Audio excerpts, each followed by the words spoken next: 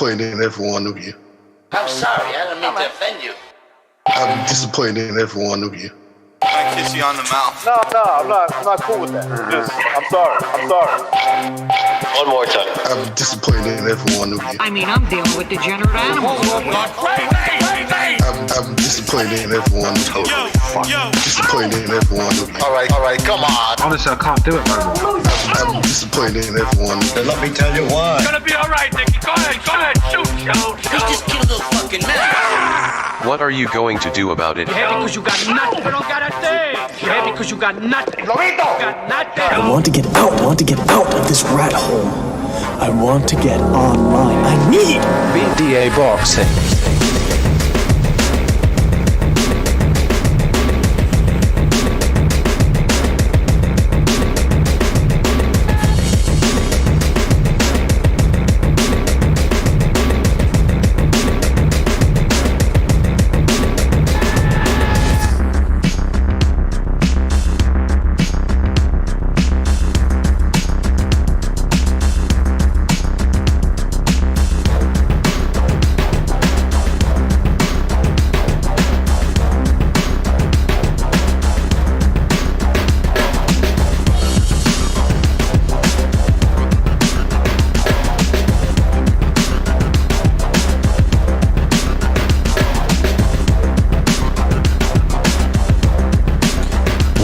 Well, welcome everybody to another BDA Boxing podcast, broadcasting to you live from the True North.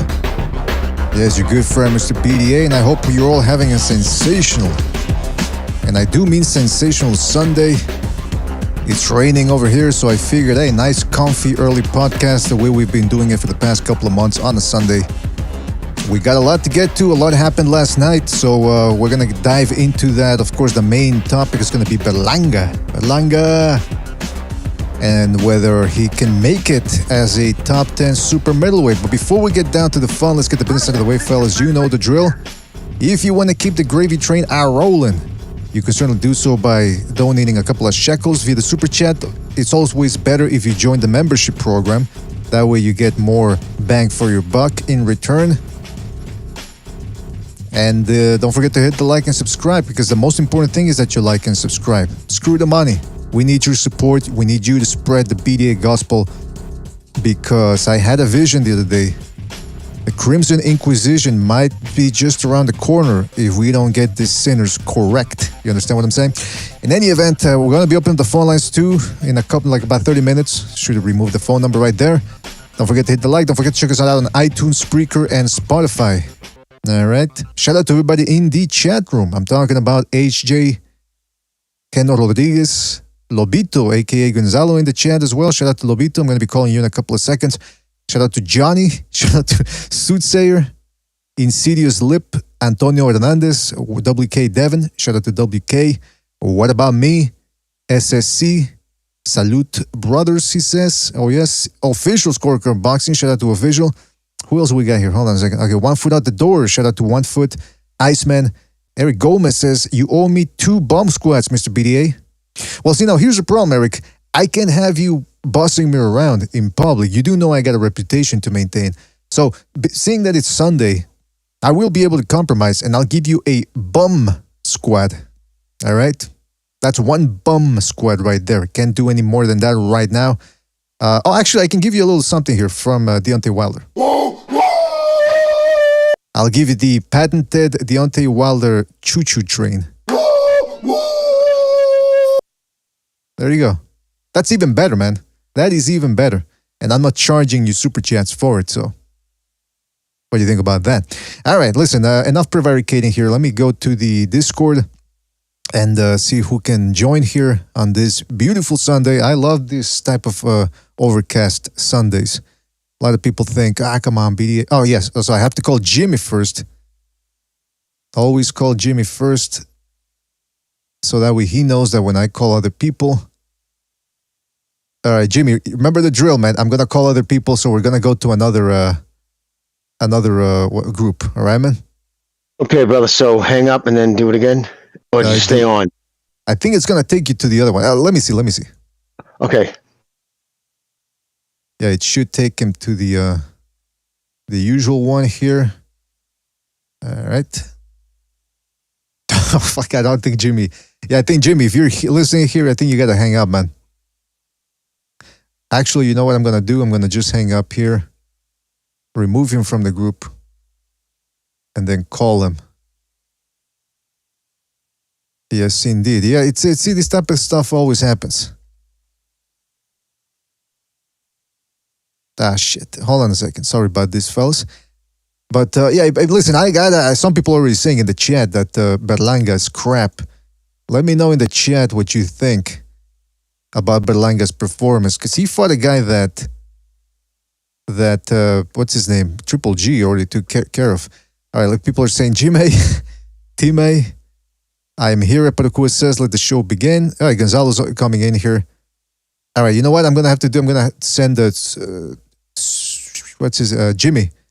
I'm going to send him the link on Twitter. I think that's it. All right, Gonzalo, stay right there, man. I'll be back. All right, man. I got to talk to Jimmy. All right. Here. Yo, Jimmy, can you hear me? I can hear you, brother. All right, hang up here and click the link that I just sent you. All right. Ooh-wee. What do you think about that, fellas? Are we having fun here? All right. All right, so yeah, I want to talk about what's his name, Berlanga, who ended up winning I believe it was a unanimous decision. Hold on, let me check my facts here. It says that it was obviously a 10-rounder, we know that. Oh, actually, 10 rounds, indeed. Berlanga never dropped rolls, which was something you would have expected, or at least stunned him a little bit. He won by scores of 96, 94, and 97, 93 twice. Some people had rolls tying it or even winning. I don't agree with that. I think Berlanga won this fight. Okay, so let me start off with Gonzalo and Jimmy here. Guys, let's not... everyone else is criticizing Berlanga, as well they should. But enough people have pointed out his flaws. So I want to ask you a difficult question, but I know you guys are up for it. What can Berlanga change? Can he change it? Like, in other words, what's the solution here? Let's not just criticize. Let's give a couple of resolutions here. So, guys, what would you say? Yeah. Well, he's trying to find that right now, right? Because Andre Rozier is telling him, you box and your power will come. You will land something eventually, that's going to hurt your opponent. What he has to do is find the right punch selection, because he's the bigger guy. And in this case, he was the bigger guy. So the smaller guy is banking on that you're going to get tired. So once you get tired, you're heavier, you're more plodding. The smaller guy is more nimble. He has the advantage once you start tiring. Mm-hmm. So he has to start early investing to where that size will pay dividends later on as the rounds progress. So he has to find the right... What do you bring to the table as far as a boxer? Are you landing jabs continuously? Are you going to the body continuously and consistently, that after the first half of the fight, you put enough in the bank that those dividends are going to pay effect? That's what he needs to do. Punch selection, in my opinion. Yeah, because he's a very big dude, like you said. Very big boned. You can tell he's naturally bigger, big man and a big puncher because of the size of those hands. That does help. And you're right, man. That when he starts missing, putting that much mustard in his shots, it takes a lot out of him. Jimmy, do you concur with Gonzalo's analysis? What would you change, if anything? Like, what's the solution here? Well, first off, excellent analogy by Gonzalo, because I would have said the same thing. It's a matter of punch selection right off the bat with him. Just because you have a good right overhand right, or your 1-2 is your thing. All right, for example, the other Puerto Rican kid, the kid who started the fight off. Mm-hmm. Oh, no, it was the second fight of the night, Zanda. That kid has so many different punches. He's good at so many of them, but he knows when to throw them. There's certain punches you throw. You don't just throw a punch because you're good at it. You throw a punch because it's the punch needed at the time. Mm-hmm. He's not there yet. That's part of the problem. That's part of the problem. When you knock him out in the first round, you get no rounds. I mean, it's not just like lip service when your trainer says, I want to see the kid get rounds. Because there's nothing you can do in the gym that's going to match a fight. You know what I'm saying? Because it's always in the corner of your mind, the guy you're sparring, especially if you're the dude that they're paying the guy to come spar, everybody's making sure you don't get hurt and you kind of have your way. You know what I'm saying? So it's a big difference when the dude's out there trying to knock your head off to learn things. That and right off the rip is conditioning. I don't like that kid's conditioning. I don't like the way he breathes. I think he's breathing hard by the 4th round. His legs seemed heavy. Prodding, too. Honestly, God, some people are going to laugh at this, but I'd send him to a dance class. That kid needs to learn to get light on his feet. He is a prodding, like Danny Garcia type. You know what I mean? And it's just anybody with some decent lateral movement and knows how to is going to make that kid punch himself out in 4 or 5 rounds and just piece him up.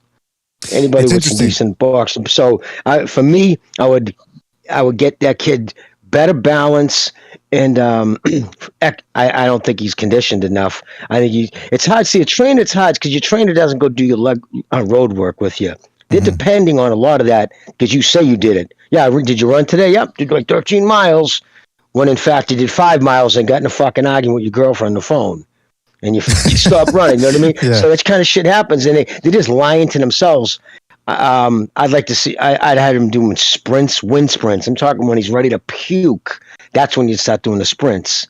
Yeah, because he did slow down. But I think that's his problem. Yes, he did slow down in the last 3 rounds, and Rolls was big time. The shorter guy, and he was jabbing his head off. Well, maybe I'm exaggerating, but he was landing a lot of flush jabs, and it seemed like Berlanga, there was little he could do to counter that. 7th, 8th, and 9th was Rolls' best. I think best rounds because Berlanga was done.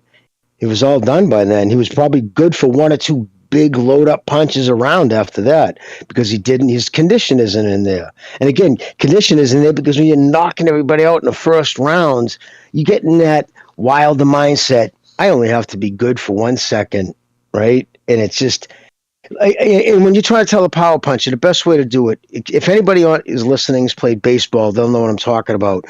Some of the best, longest balls you've ever hit, like I've talked about this with Steve Kim, was a big baseball player. And sometimes it's just a swing. You don't even feel you put much on it. And it's just perfect. You hit the ball in the meat of the bat perfectly. You barely feel it in your hands. The thing goes 400 feet because your mechanics were perfect. And if your mechanics are perfect and you're naturally strong, the knockouts will come. Mm-hmm. So just loading up and trying to take everybody out like it's a fucking, somebody just called last call at the fucking bar and they're trying to be a jackass. And so it's just, you know what I mean? But the resistance you put when you in your mind you think I'm gonna throw with power is just enough resistance to not allow your body just to flow naturally forward, and that takes away just from the smoothest, slow is smooth, smooth is fast. Release the hand. Get from point A to point B naturally. And Berlanga, when he turns over that right hand, his body, his torso, the upper half of his body, when it goes in front of his legs and it's just dangling out there because he threw with that much force, he leaves himself in front like that where he's exposed to getting countered because he just threw so heavy that his upper body is balanced in front of his legs, in front of his torso, exactly. I mean. So you guys, right there, I was thinking to myself, man, if you got to be responsible. Like Canelo, when he throws a punch, he'll shell up and he'll take that space back where his torso is behind his legs. Right, you just get it back into that boxing stance, or you turn, or you do something that you're being responsible. No, just the amount of power that this guy throws, that split second that his body is just out there in no man's land within the fire zone. The fire zone is where punches get exchanged, and you can rip my head off just like I can you. Man, he's just right there for the taking.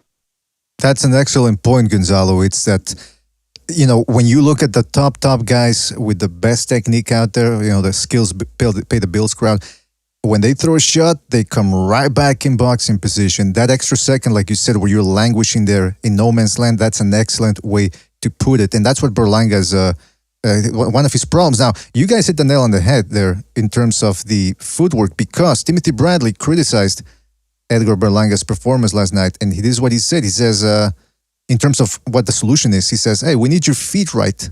We got to get your feet right because your foundation is the most important thing inside the ring. Your foundation, your legs, you got to be quick. So when you guys talked about getting him into dance classes and all that, that is maybe, I don't know if that's going to work, but at least in theory, That's the main problem. He doesn't throw any variety in there. It's just 1-2, 1-2. Even Rozier, his trainer, was telling him, stop throwing that overhand right, because it made sense to throw the overhand right against the guy who does the shoulder roll. Try to, hit him on the top of the head, discombobulate him.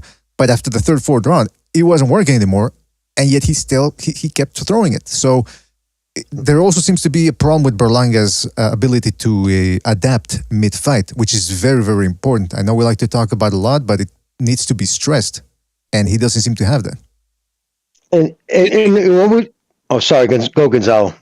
No, I was just going to mention, and like when Golovkin changed trainers and the new trainer had him, like, okay, we're going to pick up the rhythm. You're going to go from Abel Sanchez type of style where you turn over your punches to be more active. At least with Golovkin, there was a pedigree, and we knew that, he was a great boxer. But with this guy, when you're just starting off your career after having some success, knocking everybody out, okay, I'll give him that. But against inferior opposition, how do we know how the change really, how effective that can be when he's not established to begin with?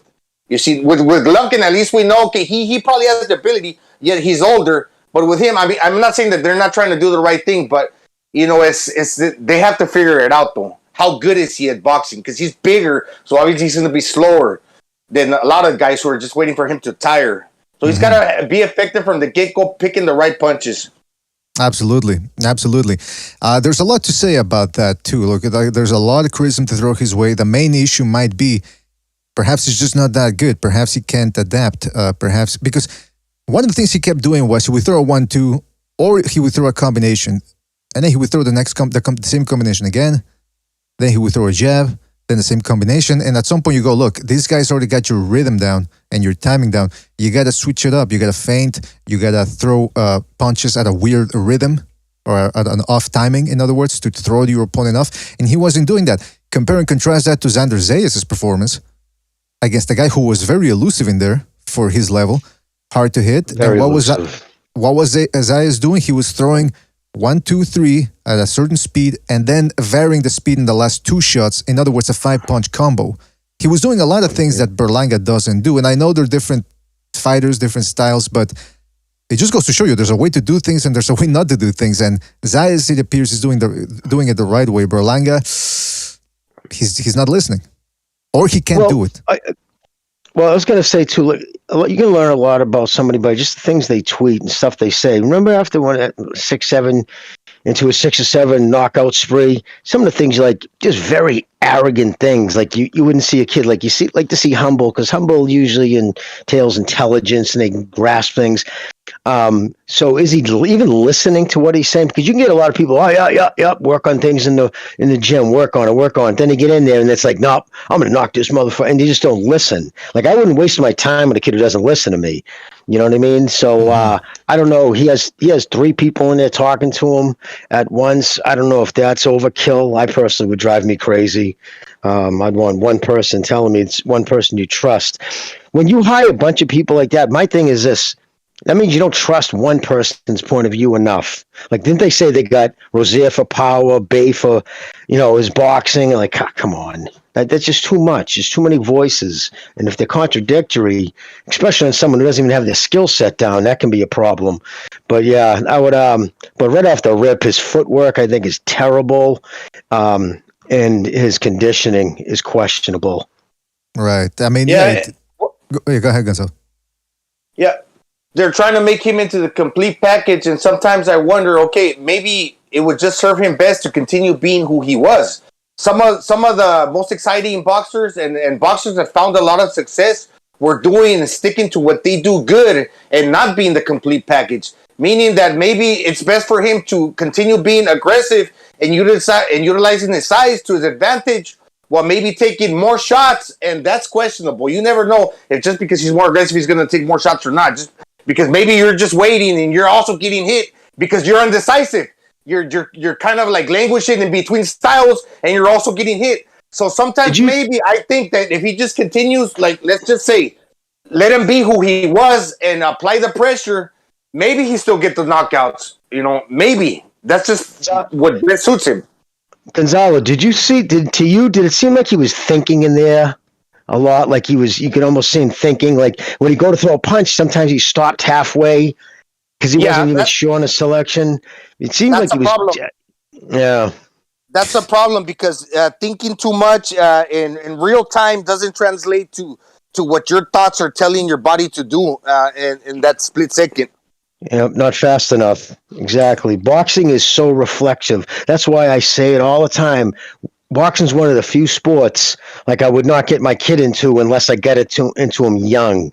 Like jabs, things like that have to be just, you don't have to think about them. Your body just involuntarily does it. And in fact, I believe he threw 6 jabs in the first 3 rounds. I would have been screaming at him. What the fuck are you doing, dude? The jab is the most important punch in boxing. Everything comes off the jab. You hide your power punches behind it. You get your timing. You get, your space. There's just the jab is so crucial. For him to throw 6 of them in the first 3 rounds tells me everything about that kid's mindset. He's out there looking to bang people out. You know what? If this kid had. If Rolls was a bigger kid, he would have put him away. Probably would have stopped him. You know what, Jimmy? You bring up a good point about the jab because it reminds me of something else. Jab, and if you can find a clean target, because Rolls was not giving him a clean target. He was very wily in there. So what you do in that situation is, what do, right? You hit whatever you can because, like I said, Berlanga is a big dude, big bone. He does hit hard. Say what you want about his technique, but the power is legit. So what you do in that situation is you hit whatever you can. And that will usually wear down the other guy or at least give you an opening down the line. He wasn't doing that. Like you said, he was looking for that perfect punch. And it's paradoxical because he's thinking about the perfect punch, but he's neglecting everything else, which is it's going to be problematic down the line against guys that are even better than Rolls. But here's another question then, and it's a hard one as well. What does Top Rank do with this kid? Because they've already started to up his competition in the last 3 fights.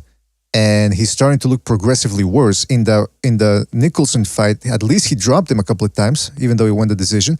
Against Caceres, okay, he went down and he ate some shots, but at least he beat up Caceres and had his face all puffed up. But then this time, he couldn't even hurt Rolls once during the fight, or at least visibly stun him. Couldn't drop him. He went the distance and he looked awful doing it. So what do? If they regress his competition, people are going to complain. And if they put him in there against a good guy, he might sink. So what do?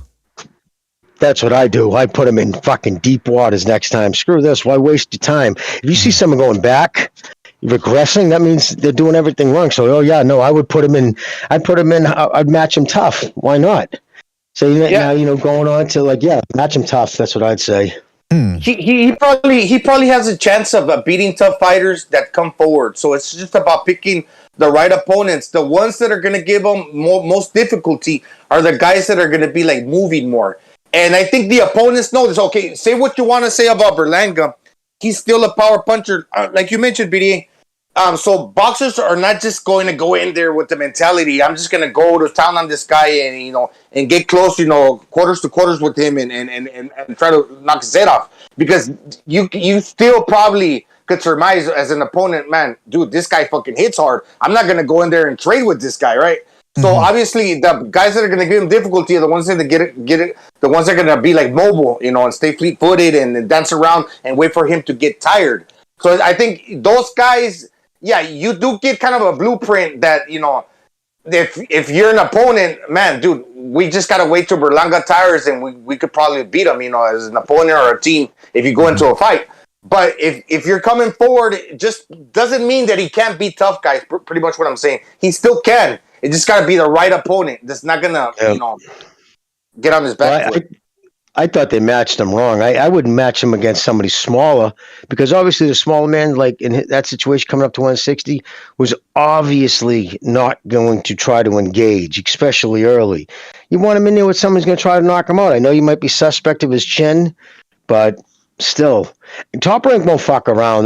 They're not just going to keep on. I mean, you go throughout their history, man. They cut guys, even guys that I've been like, wow, I wouldn't have cut him for that quick. But then again, I don't know what's being said behind the scenes. But they're not he's a perfect PBC fighter because they would have matched him soft right up until the time that he was on a big stage and got exposed. Interesting point, man. Interesting point. I mean, so you're saying, hey, just match him up tough now. See, because again, that could be another way of thinking. You match him up a little tougher than you would want to at this point in his career. Maybe he gets better. Maybe he needs a slap in the face, you know what I mean? Maybe he needs to get dropped again in order to wake up. Or again, maybe he's just not that good. So we'll see what happens. It's interesting though. I've often made fun of the skills pay the bills crowd and how they like to say that, oh, all you need is skills. The skills is the most important thing in boxing. Not really. I've said it before. If you want to be a top pound for pound guy, you need to have the skills, but you also need to have something that complements or even overtakes that skill, and that is incredible speed, incredible power, something. But in this case, however, the skills do make a difference, and Berlanga just doesn't seem to have it.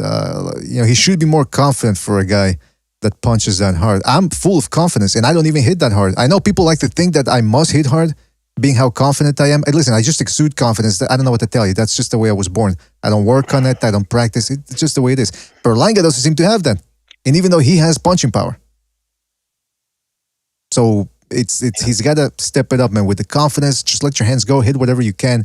Because these guys, I'm telling you, most of these guys won't be able to take it. Phone lines are open, by the way, in case anybody wants to call in. The number is right there in the middle left-hand portion of your screen. So make sure you call in. Keep the profanity to a minimum, because we do have it's a family show and it is a Sunday. Now, in regards to the Berlanga, okay, we'll see what happens with him. Enough people have talked about him, or actually given us their criticism of the fella. I want to move on to, that's the other event that occurred that night. Blair Cobbs getting stopped by Alexander Rocha. It was bumped up to the main event because of Virgil Ortiz falling ill or whatever, or not being able to make weight, whichever narrative you're going to go with. What do you guys think about, first of all, the haircut with Blair Cobbs? Yeah. I want to talk about that later on. But give us your rundown of the fight. Well, I hate haircut like that. Put it in cornrows. The reason being, when you take a shot and your hair goes flying all over the place, you know what I mean? Your head snaps. It just more. It looks worse. You know what I'm saying, for the judges. So I don't like that. It's either short or long in a ponytail, or put it in the braids or whatever. But come on, Mr. Cobbs. You're 15 or up. I hope you enjoyed them. Gonzalo, what did you think? He seems to me like a bootleg version of Keith Thurman, and by no way I'm trying to disparage Keith Thurman. Keith Thurman is an excellent fighter, ex-world champion. But this Blair Cobb guy, he's athletic. It looks like he punches hard because he's physically gifted, and you could tell that he can land hard shots, but he's not doing it consistently, and he's abusing too much of the movement. He's moving excessively, and he's not really punching to go along with that movement. So in other words, this ain't a dodgeball contest. This is not about just dodging punches, because you can dodge 10 punches and abuse that movement, but can you dodge 15? So eventually you're gonna get hit. Mm-hmm. You can dodge 10, you can dodge 20, but if you keep dodging and dodging, the other guy's not playing dodgeball. The other guy's fighting. He's gonna punch you back, and you're gonna probably get hit with something that you're gonna run right into, like he did with that right left hook that he did, kind of like when Canelo was fighting Billy Joe Saunders. The guy bent over right into the punch, and this guy, when he leaned, when he turned over and around, he was trying to get under a punch. He ran right into a hook. So, and I don't think that Rocha was necessarily trying to punch his head. He just hit to the center, and he caught his head as he was coming under and around with the hook. So, I mean, if you keep moving and moving and moving, the other guy might miss, but it's eventually, he's going to throw a punch, or he's not necessarily going to be looked to hitting your head, but he's just going to throw it down the middle, and he's going to catch your head. And that's what he did. Eventually, he caught him with the good punch, and that was it for Blair Cobbs. He just got too hurt because he wasn't letting his hands go. So why, if you're not, that's the question to be asked. Why, if you have the energy and the ability to move, why are you not necessarily moving your two limbs, but the other parts of your body? That's the question that needs to be asked of him and his trainers. Takes a lot of brain power to do everything you said, Gonzalo, and some guys can't do it on the fly or smooth as you would want. Don't forget that the like, fellas, hit the like, and we already got some phone calls here. So before we continue, a lot of wasted movement with me. To just piggyback off what Gonzalo said too, a lot of that wasted movement. I hate that, but the other kid, the Spanish kid, the 19-year-old, man, he doesn't waste movement. I give that kid, other than I would have liked to see more feints. I'm surprised he doesn't use more of those. It would open him up more. And finishing up some of those combos to the body. Because he's only 19. What can you say? But because of his age, I give him an A+ for his performance. But he starts moving in some feints and finishing up to the body with those combination punches.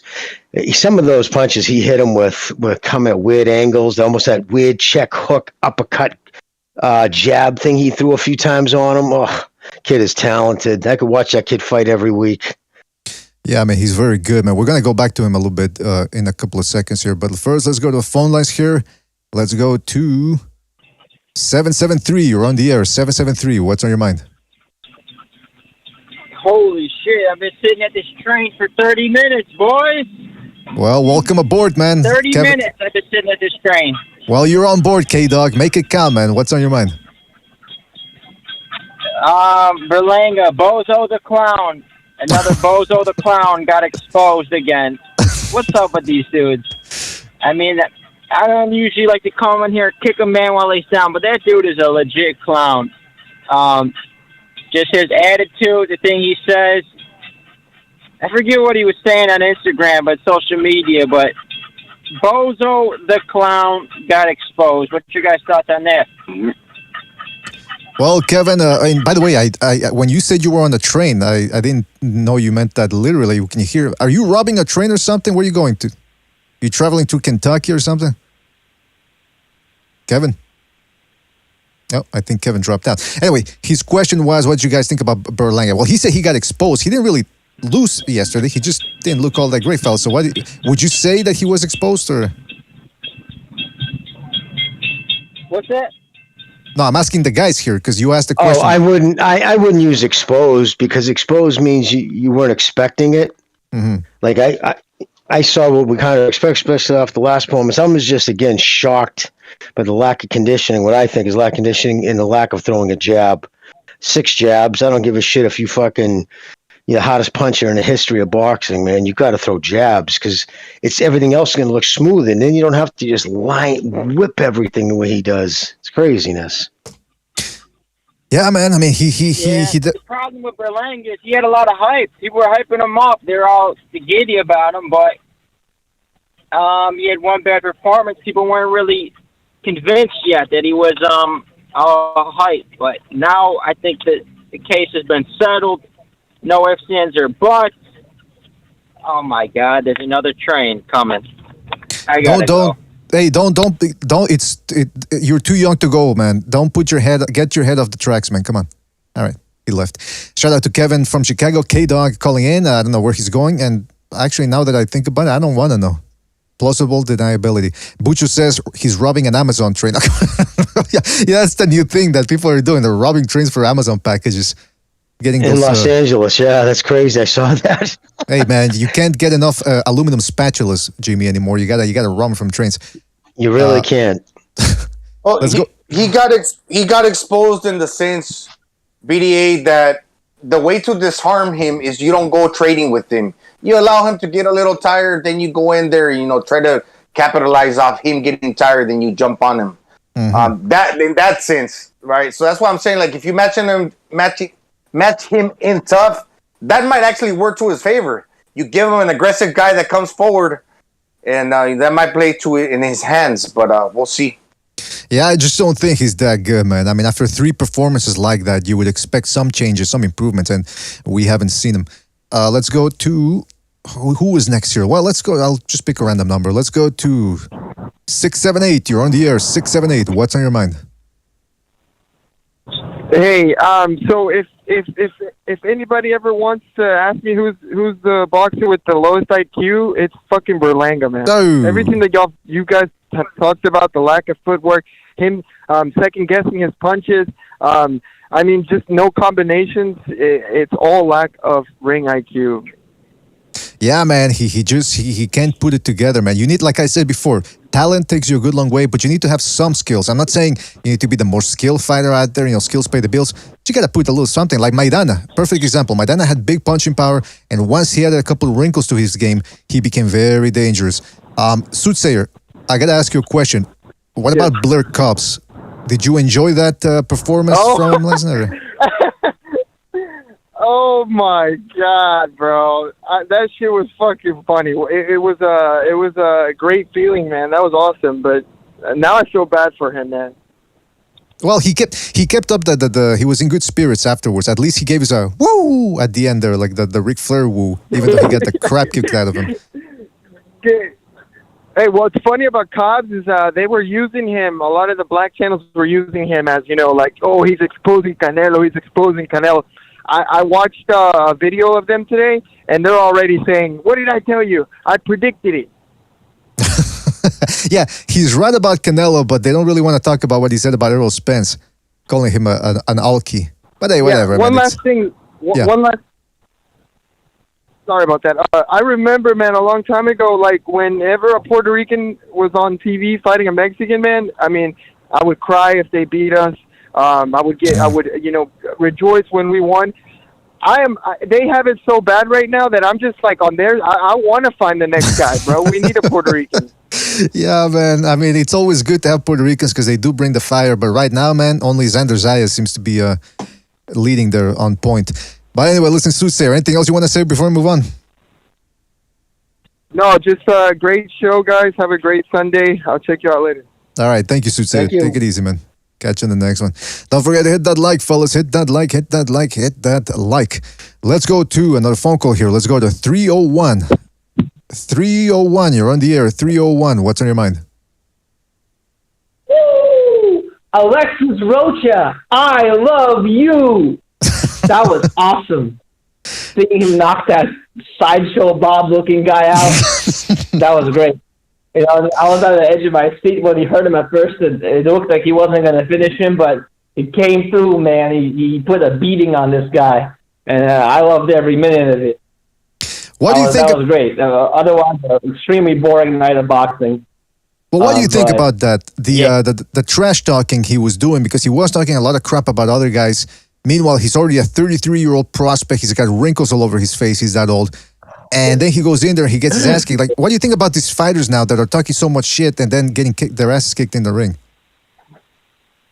I think it makes for a good compilation, but I was really just kind of like the welterweight division's got enough nonsense in it, Doesn't need more distractions. It doesn't need more easy gimme fights of guys calling people out and getting a fight for nothing. We've been wanting for like a Spence Crawford fight. I think this is the last year where it's viable, depending on how Spence looks. Like, let's be honest, these guys are past their sell-by date already. This is already like Hearns, Leonard 2 territory, That's when they're fighting each other for the first time. Yeah, that's the only thing there. And we don't need another, like Chia Pet looking guy, ruining things. Yeah, that's a great point, man. Hey, man, excellent call, 301. Anything else you want to say before we move on? No, I fell asleep during the Berlanga fight, so I can't really comment on that. All right, man. All right. I fell asleep, like, yeah, the sound of him hitting air, just lulled me to sleep. Yeah, he's supposed to be putting his opponents to sleep, not us, man. Anyway, 301, man. Thank you for your call, man. Catch you in the next one. Have a good one. Bye. Take it easy, man. All right. Yeah, it's true, man. What the? This guy's just going in there, boring the hell out of us. He's supposed to be a puncher. Hey, that's the social media. That's the side effects of social media, because remember, when you badmouth somebody, there's always going to be a sect that wants to use that. And if you're a boxer, you got all these people. Like I saw all these people on Twitter. Oh, Blair Cobbs cooked, Errol Spence. I'm like, but who the fuck is Blair Cobbs? Like, you don't punch two things. You don't punch below your weight. Like, you don't go attacking kids. If you're world champion, a guy who's got 10 fights, and if you're a guy with 10 fights, you don't go talking shit about the tops of your division. Because when you do that, and then you go out and do that, and get knocked the fuck out, you're done now. Mm-hmm. How do you even bounce back from that? Yeah, it's embarrassing, man. It is absolutely embarrassing. Let's go to another phone call here real quick. Let's go to, hold on a second. 914, you're on the air. 914, what's on your mind? What's up, guys? It's Fernando from New York. Oh. How's the whole BDA panel doing? We're doing fantastic. Hope you're doing good as well, man. What's on your mind? Good, thank you. Look, guys, let me say this. So the whole Blair Cobb, some of the comments that he made about Errol Spence, some of the accusations that he made against Virgil Ortiz, and then some of the comments he had about Canelo. Yeah, it was distasteful, especially the Virgil Ortiz one, because Virgil Ortiz was in the hospital. But I look at it this way. I don't have a problem with a fighter that talks trash if they make the fight exciting in the ring, right? If they talk a lot of trash and then they're very evasive, elusive, just only fighting on the outside, not getting inside, not really exchanging. I think that's what do you call it? Like it's worse than a fighter that's actually exciting and talks trash. You get what I'm saying? Yeah. Yeah, so you're absolutely right. Yeah, you got to at least back it up a little bit and not just show up there and get your head beaten up and side to side. I mean, but you're right, man. Yeah, I think it's a sensible approach that you're giving us. The Golden Boy card was more exciting than the Top Rank card, if you ask me. Yeah, the Top Rank card a little too one-sided, man. Too many prospects against guys that they're supposed to beat. And what's with the Los Angeles card finishing before the New York card? Like I kind of almost fell asleep during the Berlanga fight. It was so late when the main event came on. Yeah, ESPN, man. We've been talking about that here for a while now. Inexcusable. Well, it wasn't. Listen, the Cepeda versus not Cepeda. The Ramirez versus the Puerto Rican dude he beat a couple of weeks ago. Jose Ramirez versus Perez. No, anyway, the Puerto Rican dude. That end started. I know. Oh, Tank Davis knocked him out. Pedraza. Pedraza. Yeah, thank you, Gonzalo. But that started at 12:30 here on the East Coast. So by the time it was over, it was already time for breakfast. I had my British breakfast, all my fry up all ready to go. I mean, it was disgusting, man. I can't stay up that late. I got stuff to do, man. People will see. How do you think we feel? I've wait 6 o'clock in the morning to watch two fucking bums on an undercard stinking the joint out. It's the main event on. I mean, many times I've had it takes, and especially when you get to a certain age, when them late nights, you don't just go and recover in the morning like you used to before. They take a few fucking days to recover. Exactly. No, without chemicals. Yeah, of course. And then when you do that, and then you got two guys stinking the fucking joint out. Like the Riggindale, staying up to watch Riggindale. Mind you, when I watch Riggindale, when I go to sleep, I usually sleep for about a week because I'm not fucking drained by it. So, exactly. Yeah, I mean, you Americans are moaning about midnight. Fucking try 6 in the morning. Well, stop saying you Americans because I'm not American, and I'll fight you. I'm on about the caller. I'm on about the caller. Oh, okay. Because I was about to fight you. There's two on that.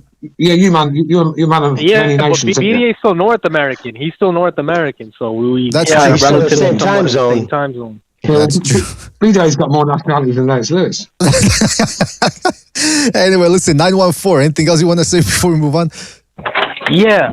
So the last thing I wanted to say was with Edgar Berlanga, I've seen punch variety from him before.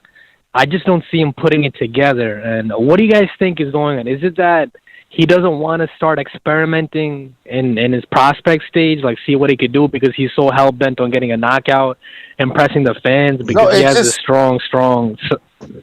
He just naturally he's got a celebrity heavy-handed. following, Tracy Morgan, Fat Joe. So is he putting all that pressure on his head, trying to impress everybody?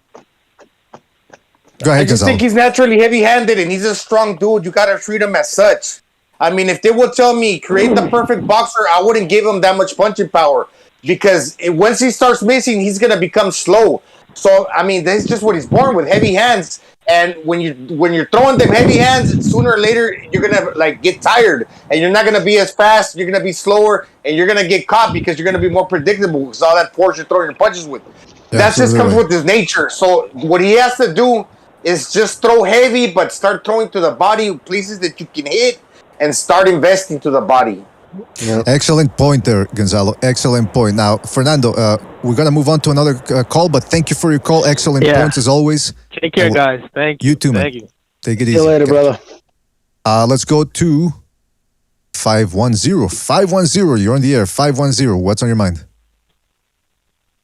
Hey, good morning, BDA. Good morning, fellas, or afternoon, wherever you guys are. Yesterday was a night of prospect, wasn't it? And I think one kid to look out for is that Bruce Carrington kid. He's coming out of Brooklyn. He goes by Shoo, I think. He had a monster KO last night. That thing was gnarly. But aside from that, just talking about Berlanga. That's the question with this guy. I mean, wasn't he like the monster guy? And now his last 3 fights have been the distance, you know? And, with Demon Nicholson, his first distance fight, at first, people were saying, well, that's what he needed, and it's very true. It is what he needed. But then when we see, like, Caceres, he got dropped flat on his ass, And that was one thing, nobody expected. And, after that, he's coming like, I'm a monster. And, he has this guy, a 160-pounder, Steve Rolls, right in front of him, looking very visibly scared of Berlanga and pretty much, fighting the negative fight that he was, I don't think he was going to fight any other way, but, you got a guy that's scared of you for 10 rounds right in front of you, and you can't do anything with him. Well, that's something you should be concerned about. The thing is, though, Caller, when someone's in survival mode at that sort of level, very hard to get them out there. They're easy to run, Well, like I said, as soon as he plants his feet, mate, he's on the run, and becomes obviously tedious to watch. But it's easily done if you've got the footwork and the foot speed. I mean, let's be real. Steve Rolls, he might as well fought Cheese Roll. I mean, let's be real. I mean, the guy's fucking useless, and he should have got the job done. But at the end of the day, when someone's on survival mode, it's hard to get them out there. Yeah, especially if you don't know how to cut off the ring. If you just start following someone around like a donkey, because if somebody can run, and if you're good at cutting off the ring, you can walk them right into something. You know what I mean? But you got to know what you're doing. Like, you're not going to do that to like Xander. I'm sorry. No, it's all right. Go, brother. It kind of looked like Berlanga had to dance with an ugly chick for the rest of the dance, and he just had to be there. Hey, I've been there, what man. What the hell's going on? I've been there. So I know exactly how he feels, man. So 510. Anything else you want to say before we move on? Good girls need love too. God bless you guys. Take it easy. Take it easy, man. Enjoy the rest of your Sunday. Thank you for calling in. All right, hold on a second. Let's go to... Oh, actually, sorry. I got to get to a couple of things. Shout out to Matt Chad in the chat. Matt Chad says, Sonny Edwards. Yeah, we're going to talk a little bit about him as we move along to the show. Shout out to Matt Chad. Check out his channel, Matt Chad Sports Tavern. And it really does feel like a tavern. You never know who you're going to meet over at Matt Chad's channel, so go check him out. And I want to give a shout out to George H as well. Special shout out to George H for his contribution with the super chat. He says, quality Golovkin Morata preview, BDA. Nice. Well, thank you, man. Glad you enjoyed it, and spread the word. Let's get more people to watch that, because I do feel it's a good little preview before the fight. Don't forget to hit the like, fellas. Hit the like, and subscribe if you have not subscribed already. Let's go to another phone call here. Who we got? 978. You're on the air. 978. What's on your mind? Hey, BGA. How you doing? It's Dennis from Boston. How are you today? Dennis, good to hear from you, man. Hope you're doing well as well. What's on your mind, man? I'm doing good. I just tuned in now. I hope I'm not catching it too late. Can we still talk a little bit about Berlanga? Absolutely. Whatever you want, man. It's your call. So I just wondered what you guys in the panel think where he goes. What do they do with him from here? Because I'm thinking that, Bob Oram set him up in this fight, thinking that if he can't do much with Rolls, where does he go next? Because of how bad he's looked in his fight before that. And what do they do? Do they feed him to somebody? You think? Because a lot of people were saying earlier, "Oh, this Rolls isn't a good idea," and he should be in there with a Danny Jacobs or somebody like that. And Jesus, imagine him eating those right hands and jabs from a Jacobs. Oh, yeah, even that's a good question. I'll defer to the panel, guys. What do you think? What's the next move from a matchmaking standpoint for Berlanga? Is there a solution to this to make him look good? I just go with conditioning, because if you're in great condition, you can do a lot more in there. And jab. He's He's got to work on his jab. Just really fundamentals, man. Those 10 knockouts in a row like that were the worst thing. Because remember all the people like praising him and shit. And I don't give a fuck. You're a professional fighter. You're a janitor, man. People are insecure. Everybody's driven by that, and he loved it. He was on social media all the time, and he ate it up. And he wants that high. He wants that, adulation instead of fucking people shitting on him and what they're doing now. So will it make him continue to try to? I got to knock everybody out, or I don't know. Go Gonzalo. Yeah, you know what? It looks like I don't know. He's been dropped before. I don't think by the way he looks to me, he could probably take a punch. He just got to get used to dealing with that, especially in front of the camera. Okay, learn how to apply, how to block punches and deal with the power coming down your way. And then bulldoze your way through that and apply your punching power. And that's the way I would fight if I were him. I wouldn't try to refine myself too much and, just trying to let my hands go too much and changing it up to something that I'm not. Because I'm never going to get away from my heavy hands. I'm blessed by my heavy hands and I'm cursed by my heavy hands. So I would just do that. Interesting point there, Gonzalo. Dennis, what do you think about that? Well, he's got. It looked like he's got the best guys. Maybe even too many people in his corner. He had a few different voices coming at him, and he said it's been going on for 13 weeks, and he's got all the info and everything he needs. But my point is, what is a guy like? What is Top Rank and Bob Orem? Where do they go with him next? Because they're pretty well known for being a no nonsense, throw their guys in heavy and see what they've got, and it looks like. If he can't, 37-year-old Rolls, and did you see Rolls, trying to move side to side? He tripped over his own feet a few times. He really couldn't, if he can't cut the ring off on a guy like that, I'm starting to think if he gets in there with a guy who really has good movement and can really, somebody even, a couple years younger than Rolls that can move and jab and stick and move and might make him look, I'm not sure about Berlanga anymore. I was really high on him, but something about him, he's just changed. He started hanging around with all the rappers, and he's all over the, when he was better off before he had the big promoters, before he had the big managers, before he had the big diamond fucking sunglasses and all that shit. It was just something's changed in him. Haven't you noticed? Absolutely. Listen, I always say you hang around rap, you turn to crap. That you're liable to do that, man. Well, listen, Dennis, we do have to move on to another call here, man. But excellent points, and we'll catch you on the next one, all right, man? Yeah, they live the lifestyle before they earn the lifestyle. Thank you, Dennis. Yeah, what was that, Jimmy? They start living the lifestyle before they earn it. You know what I mean? He was already living like he was the world champion. Yeah, and I want to say, too, what I meant by jab, not like in his next fight, when he's in the gym, I would fucking tape his right arm to his body. Jab, you silly bastard. You know what I mean? Because he's just, that should be, without even, because how many times did he load up and miss, or he wasn't in the right position, his feet? And if you work off your jab, you just have naturally better balance. It's just, I can't stress enough how important that jab is. And to me, it's shocking that guys would go in and throw 6 jabs in 3 rounds. Yeah, man. I mean, at this point, he's 24. He's not exactly a 19-year-old like Xander Zayas. Let me get to another couple of phone calls here. But before we do that, shout out to Rapax Trucking Company. Shout out to Rapax for his contribution with the Super Chat. He says, does Mr. BDA know how to dance cumbia? I know how to dance cumbia, salsa, merengue, rumba, whatever, man. You name it, I can do it. I can even dance a couple of those African witchy dances that they do over there with the bones and everything. Just don't get me started on that. I only do that at midnight. All right, so shout out to Rapax Trucking Company for his contribution.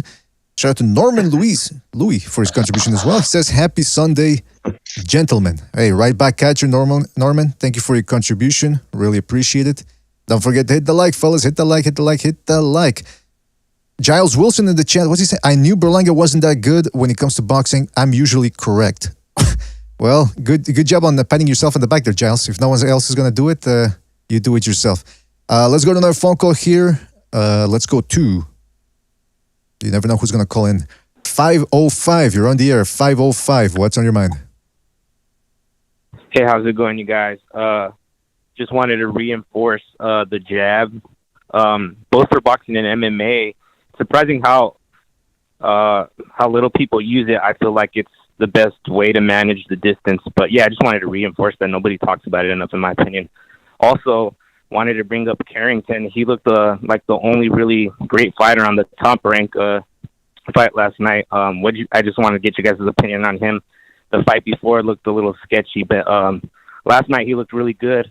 I wasn't sure about the caliber of opponent, but yeah, I just wanted to get you guys' take on it. Yeah, that Choo-Choo guy looked very good, apparently. I mean, I only saw the knockout. I didn't see the fight. But, again, we're getting back into the power thing. Berlanga was knocking people out too early on in his career.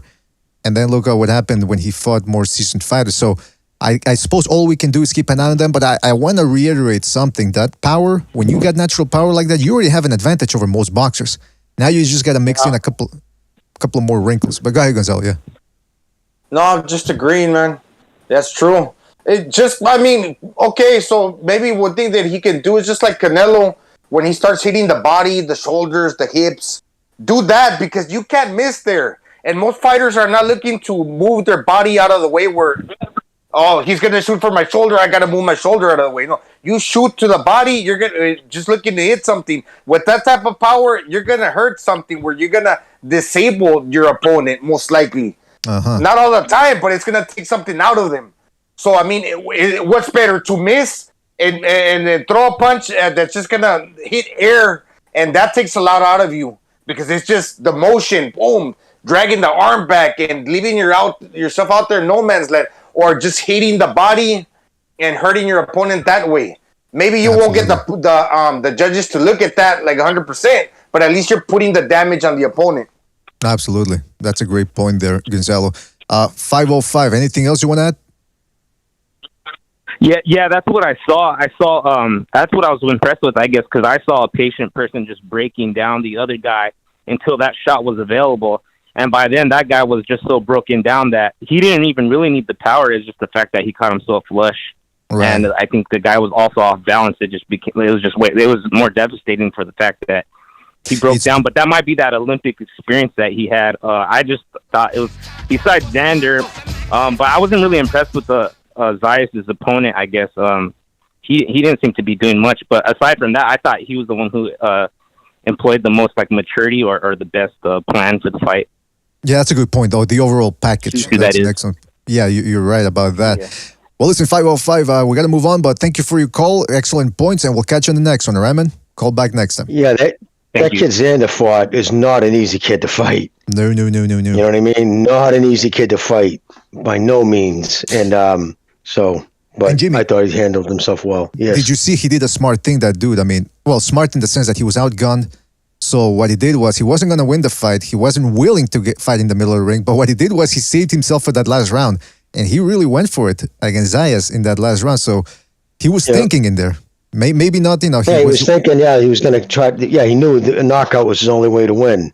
Mm-hmm. You know what I mean? The way that Rosette told, Freddie Roach told Cobbs, he said, you got to knock him out to win. It's refreshing to hear somebody say that. It's crazy how many times they don't tell their fighter, like, you got to stop this dude.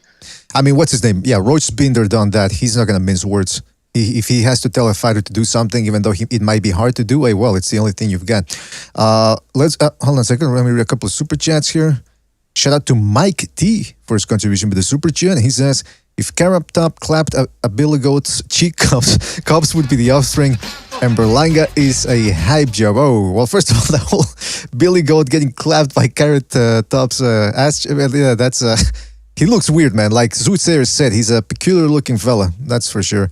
As for Berlanga being a hype job, I think it's hard to deny that now with all the hype Top Rank threw at him and ESPN. The punching power is not all it takes. And shout out to Dennis Flaherty for his contribution with the super chat as well. He says, St. Patrick Day Parade today here. Probably see a better fight than Berlanga rolls in the street. Great show, guys. Well, thank you, Dennis. Thank you for your contribution, and hope you enjoy the fights there at the Irish. At the St. Patrick's Day Parade. Who has better fights? Where do you see better fights, at the St. Patrick's Day or the Puerto Rican Day Parade in New York? Interesting question. St. Patty Day. Yeah. Get a lot of violent alcoholics. No, just kidding. The Puerto Rican Day. Two of those in Savannah, Georgia. It's probably like the second biggest place where they have them. Really? Yeah, that's interesting, man. Yeah, Puerto Rican Day Parade. But it's in Puerto Rican Day Parade. Not half of New York doesn't become Puerto Rican on that day. Like St. Patrick's Day, it's the one. You know what I mean? Everybody becomes a little Irish.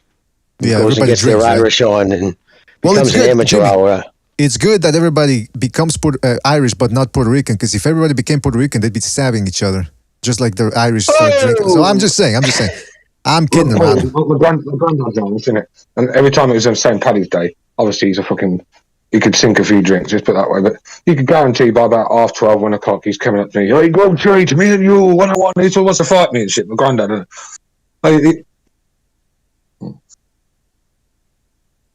Stu, you're cutting out, man. I was just saying, my granddad, on St. Patrick's Day, he'd get pissed up and then want to fight me, and he'd be, go trade, come on, me and you. He would want to fight you? He won't fight me, just for hey, me and you, gobshite. And I'd be like, fucking hell. That's insane, man. I said, look at me, old man, I'll knock you the fuck out, you better sit down. It's like the Festivus feats of strength on Seinfeld. Yeah, but he always wanted to fight me, man. Hey, Jimmy, your camera's on, man. You might want to shut that off there if you don't want people to know how good looking you are. All right, listen. Enough joshing around here. Let's get serious. Let's go to another phone call. Let's go to 201. You're on the air. 201. What's on your mind?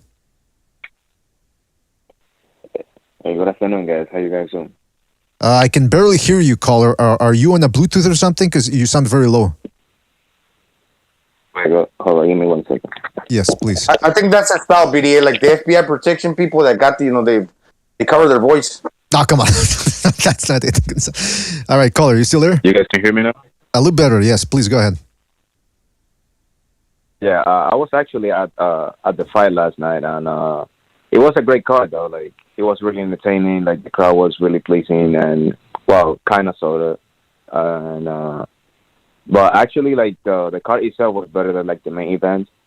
Like, Saya actually displayed some good boxing skills. Because the guy he was against, like, he was really talented himself. So, I like, how he displayed his hooks and, like, how he uses his forearm, like, to keep the distance. He's very what's called the kid Saya.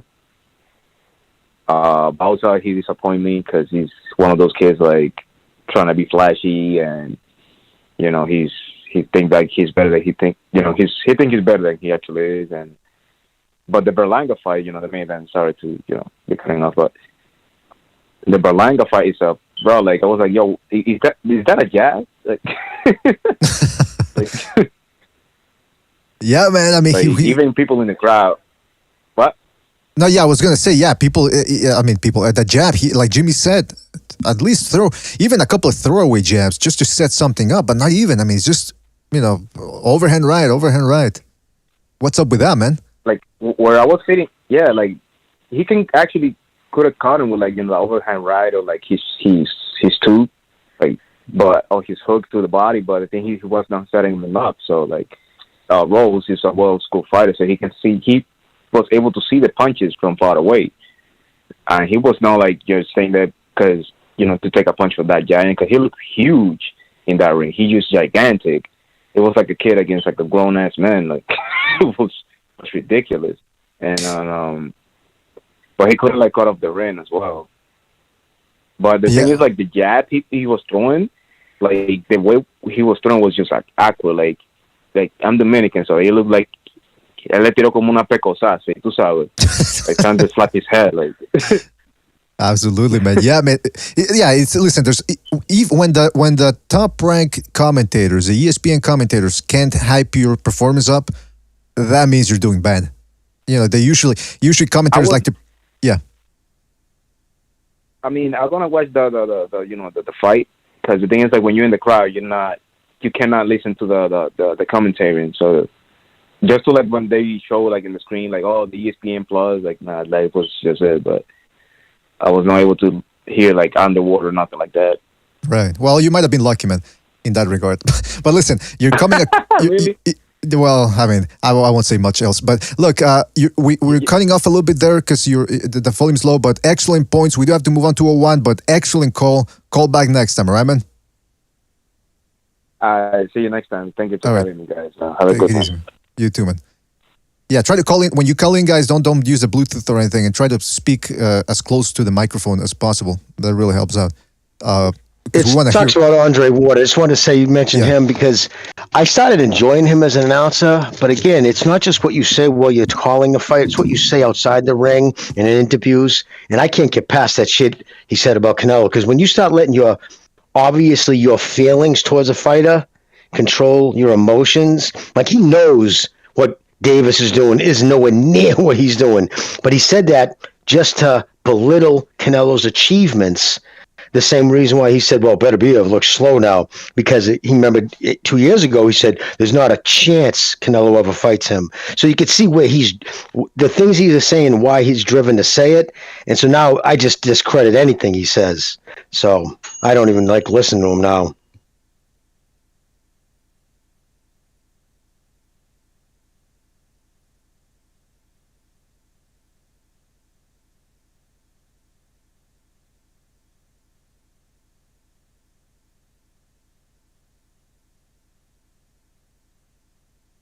Oh, what happened? Did everybody fall off, man?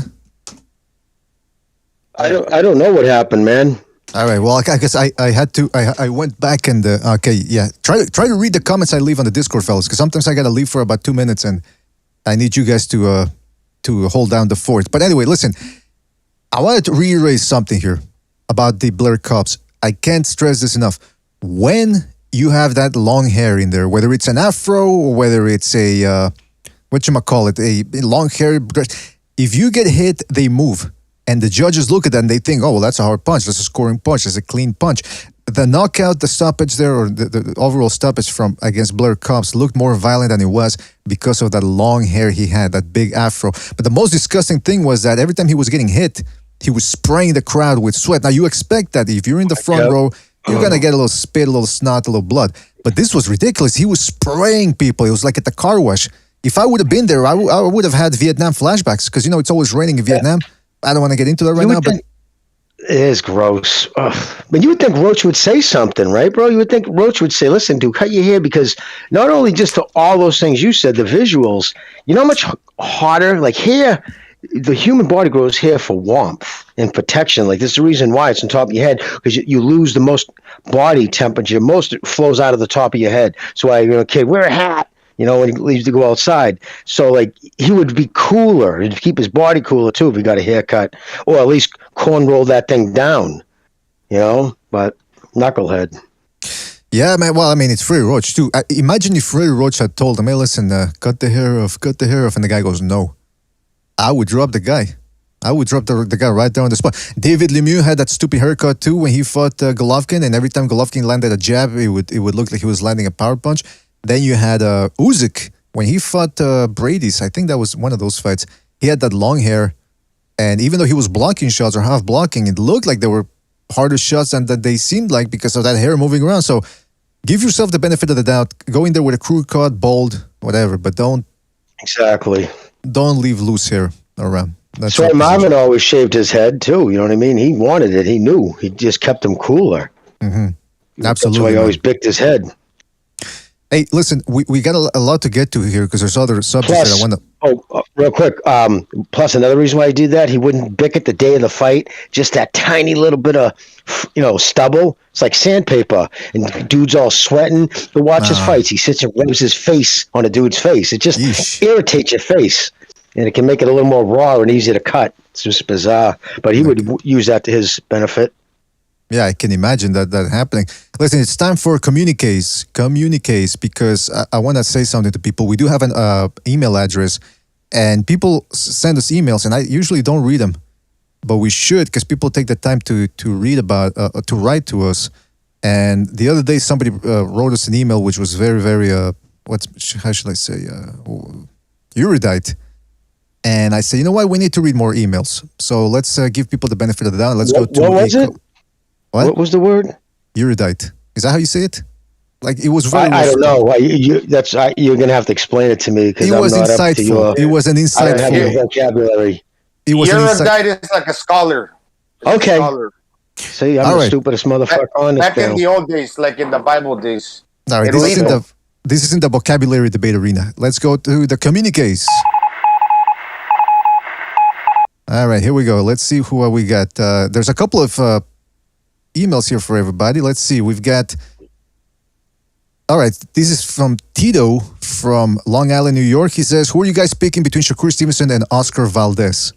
Oh, there you go. Yeah, let's get some just brief, early predictions. Who wants to go first? Gonzalo, you can go if you're ready. I'm just going to have to say Shakur Stevenson. The only thing that I could say about this, he might have a good chance because he was already in a tough fight. So will he have two tough fights back to back with a difficult style, or will he improve with the difficult style on the second opportunity, as opposed to how he performed in the first one against that Continental guy, the Olympic style? You can have a bad night, but can you have two bad nights in a row? Valdez is a good fighter, but I will still give the benefit of the doubt to Shakur, the pure boxer. That's a good point there, Gazelle. And you see what happens there with fucking Berlanga having 3 bad performances in a row. People don't forgive that. Jimmy, how about yourself, man? Same thing, Shakur, because, just go get the skill set. Shakur goes in there. If Shakur just does Shakur, he has enough to beat this kid. Yeah. But if Valdez can turn it up a notch, train his balls off, in the last 30 seconds of each round, really just, because that intimidates dudes. When you got big engines still going, they can tell. So, he's going to have to do everything he can to get in his mind. If he doesn't, if he tries to outbox him, he's done. But so for that purpose, just going into that fight, I'm going to pick Shakur because you're going to have to get an above average performance for Valdez to beat him. I agree with you guys. I mean, that's a lot of ifs right there for Valdez to win. So it doesn't look good for him going in there. All right. So that was Tito from Long Island. This is we're going to have to answer for Stu on this one. This is from Sakib via Birmingham, England. He says, hello guys. My question is for Stu. What will it take for you to give Ben Davison any credit? Well, I'm going to answer for Stu, and I'm going to say that it's going to take a sequence of good performances by Ben Davison fighters, and it's going to have to be conducive of the advice that Ben Davison gives, and not, because if Ben Davison tells a guy, hey, go out there and box, and then the guy slugs it out and wins, can't give Ben Davison too much credit now, can you? That's exactly right. I think that's what Stu would say. Exactly right.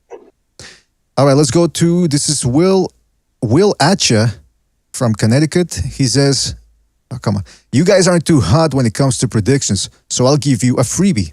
Maciej Sulenski is going to upset Charlo. You heard it here first. This is Will Mack coming at you. What do you guys think? Is that too far-fetched from Will? Yeah, he's crazy, but I think me and Gonzalo are batting up over 90%, but yeah, no, I mean, what has that kid done? I mean, he loses every time he steps up to that next echelon of fighters, Jacobs, Andrade, and he loses when he steps up. So he hasn't done anything to show that he can. The 4 wins, his 4 most recent victories, have a combined total of 43 losses amongst them. Jeez, Luis. I think their record was 111 and 53. No, 111 and 43. I'm sorry. So that's the combined record of his last 4 wins. So he's been fighting, I'd say, sub-journeyman. That's who he's beating up. Mm-hmm. And I don't know. So yeah, no, I don't think this kid has a shot in hell. Gonzalo, do you think Sulenski's got a shot against Tuapulli off the upset? I mean, he's got a shot. Every fighter's got a shot. The only thing that he seems to get dropped in every of his last fights. So he'll probably touch the canvas, I don't know, once or twice, maybe once. Then Charlo will do just enough to win maybe 6 rounds, make it an even fight, and that knockdown will make the difference. That's just my guess. Interesting. One thing I'd say about Polish kids, they are tough, though. Polish kids usually are tough. They don't lay down, regardless how skilled they are. He's very skilled too, man. He was giving Daniel Jacobs the work. He just couldn't land much on Andrade. That was the difference there. Let's go to, this is from Dr. Zedeus Miller from Manhattan, New York. And he says, hi, BDA crew. My name is Zedeus Miller, MD. We all want sports to be an even playing field, but with some athletes being able to afford PEDs than others, or better PEDs than others, this has been impossible. Until now. I've just developed a novel PED that is easy to manufacture and even cheaper to distribute. I had an Italian colleague sneak me a fragment of tissue from the Shroud of Turin. I've got crisis DNA, which I've synthesized into a vaccine. The scoundrels at the FDA rejected my request for a trial group, so I've decided to try it out on myself. Wish me luck. Well, good luck there, Zedeus Miller. I mean, if you're going to turned yourself into a human guinea pig. That's on you. But what about that, guys? Some people like to say that. I think there was a survey in the 90s that said, would you people, asking the people if they would rather see no PEDs or every athlete on PEDs, and most people said we want to see these guys juiced to the gills battling it out. Do you agree with that point of view, or? I agree that they should all have access to the same stuff. I mean, yeah, no, it's terrible. Like, I don't know. I don't want to say too much because I have no proof, but I'm just the fact that he loses to G, even though they robbed him. One of the first country he visits is Germany. He comes back all swelled up and shit, and his fucking. It seems like his whole body changed. Come on, that was growth hormone if I've ever seen it. Yeah. So, you're and not everybody, believe me, can afford growth hormone, even though it's a hell of a lot cheaper than it was in the 90s. It's still very expensive. Too expensive for some kid on the come up to buy. And by the way, fellas, if you want to hear more from Jimmy about PEDs, we were planning on doing a special Second Renaissance episode. We're trying to do some episodes on Second Renaissance where it's more formatted, like an interview type format. I mean, it's a conversation at the end of the day, but it's still a little bit more of an interview. If you want to ask Jimmy questions about PEDs, and what's best for you if you want to get into PEDs as a non-athlete, then Jimmy's the guy to ask. So that was from Zedeus Miller. Now we got Joey Zelinsky. Joey Zelinsky says, my name is Joey Zelinsky from the Ukraine, Volodymyr's younger, gayer brother. Okay, so he's the Ukraine's president's brother. Did I mention handsomer as well? I was hoping that would be evident. Mwahaha. Anyway, I know I should be in the front lines fighting alongside my fellow men. Unfortunately, a serious ailment prevented me from joining the army. Whatever could that ailment be, you may ask? Sweaty palms. You don't want an AK-47 slipping from my hands and accidentally shooting somebody in the ass. Although, I wouldn't mind one of those soldiers slipping something else into mine. Mwahaha. Toodles. All right, so there you go. What about that? The Ukraine news talking about that they're going to let Usyk and Lomachenko leave for training in the next fights. First of all, do you think Usyk and Lomachenko are going to be willing to take that type of special treatment, or are they going to stay there? Yes, I believe they're going to be probably told. I think somebody's got smarts and saying, listen, they want Ukrainians out of Ukraine who'll have a voice and bring names. He'll be, introduced as from Ukraine. I mean, if it goes that route. But again, they realize he's going to give his voice is more important than that AK-47 he's firing. And just to tell that caller, they make grips for your guns now, bro. They got rubber grips. Well, so don't punk out. It kind of sounded like he already had that excuse there. I mean, he's Zelinsky's brother, so I guess he's gonna get special treatment either way. What else we got here? We got a couple more emails to get to here. This is from the Elf Squad. Elf Squad, he says, tonight's the night I get in some shit, yeah. Deep cover on the incognito tip. Killing motherfuckers if I have to. Peeling caps too. Because you niggas know I'm coming at you. All right. Don't quite understand that one, but I guess he's in the front lines as well, somewhere in the desert. Ooh, an update from Dr. Zedeus Miller. He just dropped this email 2 days ago. And he says, patterns converging, synapses melting, DNA restructuring itself, consciousness fleeting as it coalesces with the universe. I am new, I am free, I am God. Well, first of all, on this very special Sunday, I must say that you are not God. So just to start off with that. And hey, check this one out. We got a special email from a fighter, celebrity fighter, Guillermo Rigondeaux, writing into the show. He says, hello, BDA gang. I know you guys aren't fun of me, but I'm here to let you know that I'm recovering from my pressure cooker accident and I am feeling better. Most people don't know this, but the pressure cooker didn't just injure my face, but my cock as well. I've got a nice pack on it and it feels good. Hasta la próxima, hermanos. All right. So something tells me people. Something tells me that's not the real Guillermo Rigondeaux in that picture there. But anyway, shout out to everybody who wrote to us via emails, and those were the BDA communiques, and we're going to be reading more of those as the episodes go along. So make sure to write, and make them high quality. All right, fellas. Shout out to everybody that wrote in. Yeah, I wanted to say something about the. Fuck, what was I going to talk about here? I had other subjects. Hold on a second. We had Alex Rocha. Oh, yeah, Crawford. Since Josue Vargas got his ass whooped by Cepeda, all these trash talkers have been getting their comeuppance. We're talking about Chris Colbert, Teofimo Lopez, now this Blair Cobbs guy, and Crawford and Spence were clowning this guy yesterday. Crawford said, all that talking his ass been doing, shake my head, he just looks stupid. Spence said, put his ass in the dirt. Rocha beating Red's ass off, 5 heartbeats. So, fellas, my question to you is, what do you think about this new live by the gun, by the gun, live by the gun, die by the gun type people that go on social media and talk a lot of shit? Is that something that you think is better for the sport? Does it make it more entertaining watching these guys getting their ass kicked? Like, what's your thoughts on this?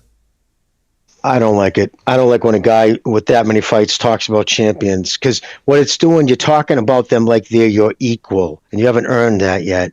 You go up and you're a world champion, run your mouth because you've been there.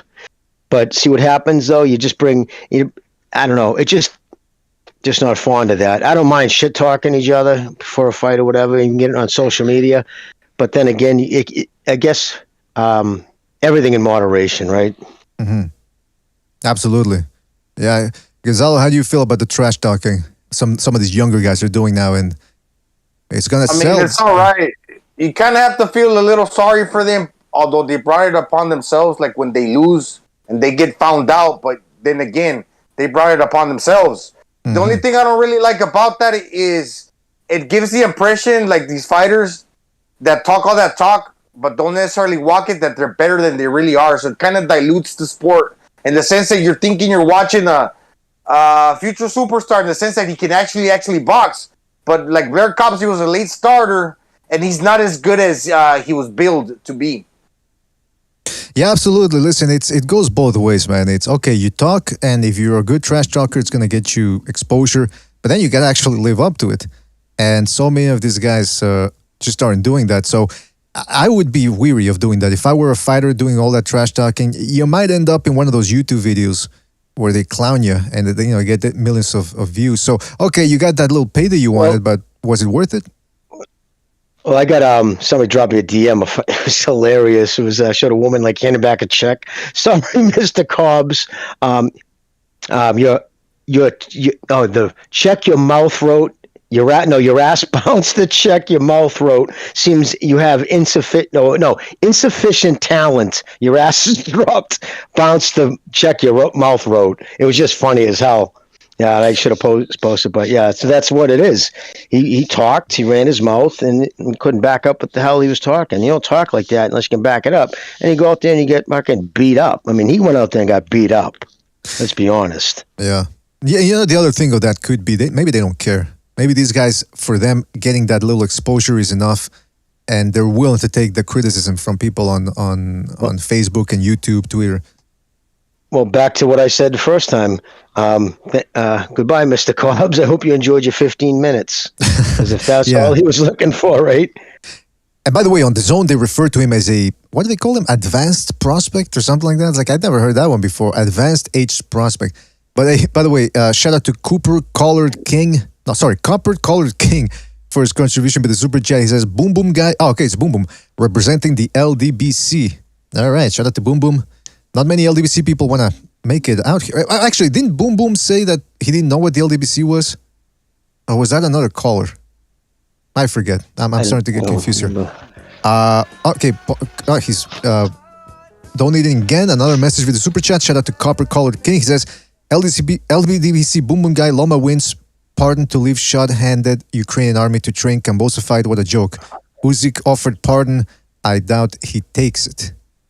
So what did he say the first part? Boom Boom guy. Loma wins a pardon to leave short-handed Ukrainian army. Oh, okay. The short-handed army to train for Kambosa. What a joke. Usyk offered a pardon, and I doubt he takes it. Yeah, I don't know. Usyk seemed very intent on staying. I mean, not staying, but he seemed very invested in what was going on there with some of the comments he made. Wait a minute. So an LDBC guy is dogging Lomachenko for leaving Ukraine army shorthanded to go possibly fight Kambosa. I honestly thought, I'm saying, nobody will actually say stuff like that. And bingo, right off the rip. Jesus. I mean, should some of these American guys go over to Afghanistan and Iraq? Because there's still some troops there, right? They haven't... There's none at all? Not in Afghanistan. No, Okay, none but in Iraq. Afghanistan. They have a small contingency in Iraq, probably at like the embassy and whatnot. But Well, there you nothing go. in They're Iraq, short-handed. in Afghanistan. They're short-handed, man. Send Errol Spence, Tank Davis. But but if Lomachenko was an actual like a lieutenant on I don't know, some important piece, a cog, but he's a freaking. They were going to have him. He was checking IDs supposedly at the checkpoints. Yeah, and by the way, there's a lot of mercenaries on Reddit now that went to Ukraine, and now they're telling people, don't go. There's no air support. You are going to die. It's a futile war right now if you're on the Ukrainian side. So, I mean, I don't understand why Uzik and Loma or any other Ukrainian should die for not. But anyway, that's a subject for another. That's a subject for Psycho Renaissance, I believe. But shout out to Copper Color King for his contribution with the super chat. The other thing I wanted to say about that, or about we had other stuff to talk about. Here's Xander Zayas. Okay, all right. Now this is the thing here. Ryan Garcia coming out. No, not out of the closet, just coming out in general, and he said that he feels betrayed by Canelo criticizing him, and he sort of intimated that, well, he's maybe he might have been jealous of me. Maybe he didn't really like me. Actually, no, he said I was shocked. He said I didn't quite understand why he would say something like that, especially to the media. Because he could have definitely taken me somewhere else and told me personally. I feel betrayed just based on other things. Probably did tell him. And he just didn't listen. He's one of these, probably just wasn't paying attention. Canelo's probably telling him, dude, you got to.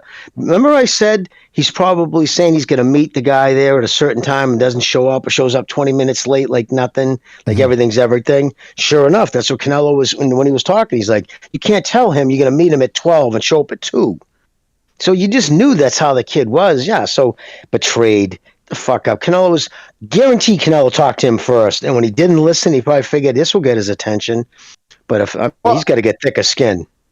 I mean, yeah, the media, they put you in that place where they ask you a tough question and they want to get their response. Them to put it up on the YouTube. And, Canelo's just responding to a question that is being asked. Now, Ryan Garcia is a younger guy who's just a little bit sensitive. You got to treat him probably like with tweezers, when you talk to him, like real delicate. But, it's out there for the world to see the comments, but he's not taking it like that. Just because the people are hearing it because he got asked a question. Canelo, he just responded, but then he doesn't like the whole world listening to that. So he's just a little sensitive, just a little delicate. It's just the times that we live in. Are you saying he's acting like a hot flower? Is that what you're saying? That. Yeah, you're right, man. I mean, I don't know. It seems like right now, some of the videos I've seen of Garcia with Joe Goosen, it seems like Goosen's got him on track. But that track could diverge at any moment because Garcia, like I said, he's got options outside boxing. And that usually is not, that's usually a negative thing. When a guy's got options, he thinks, why am I doing this for? Why am I really obeying what this guy is saying to me when I'm a grown man? And why am I taking punches when I could just make a couple of TikTok videos and earn money off of that? Or I don't know if they can make money off of that, but you know what I'm saying. I mean, because you get a lot of adulation from a lot of fans, but then he probably gets a lot of criticism as well. And he probably chooses to ignore that, on the comments and the YouTube. He doesn't read them. But when you get it from somebody possibly like higher than you in a position for boxing, or just somebody that like Canelo, then you are gonna pay attention to that, and then you can be like, wait a minute, I can blow everything off, but if it's coming from him, maybe I cannot. That's a the good way point. he feels. That's an excellent point. Yeah, when it's coming from Joe Nobody on Twitter, maybe it doesn't affect him that much, but when it's coming from a stablemate, especially one as accomplished as Canelo, might be a little something else right there. Now, in regards to wasted talent, we were talking about Charlo the other day.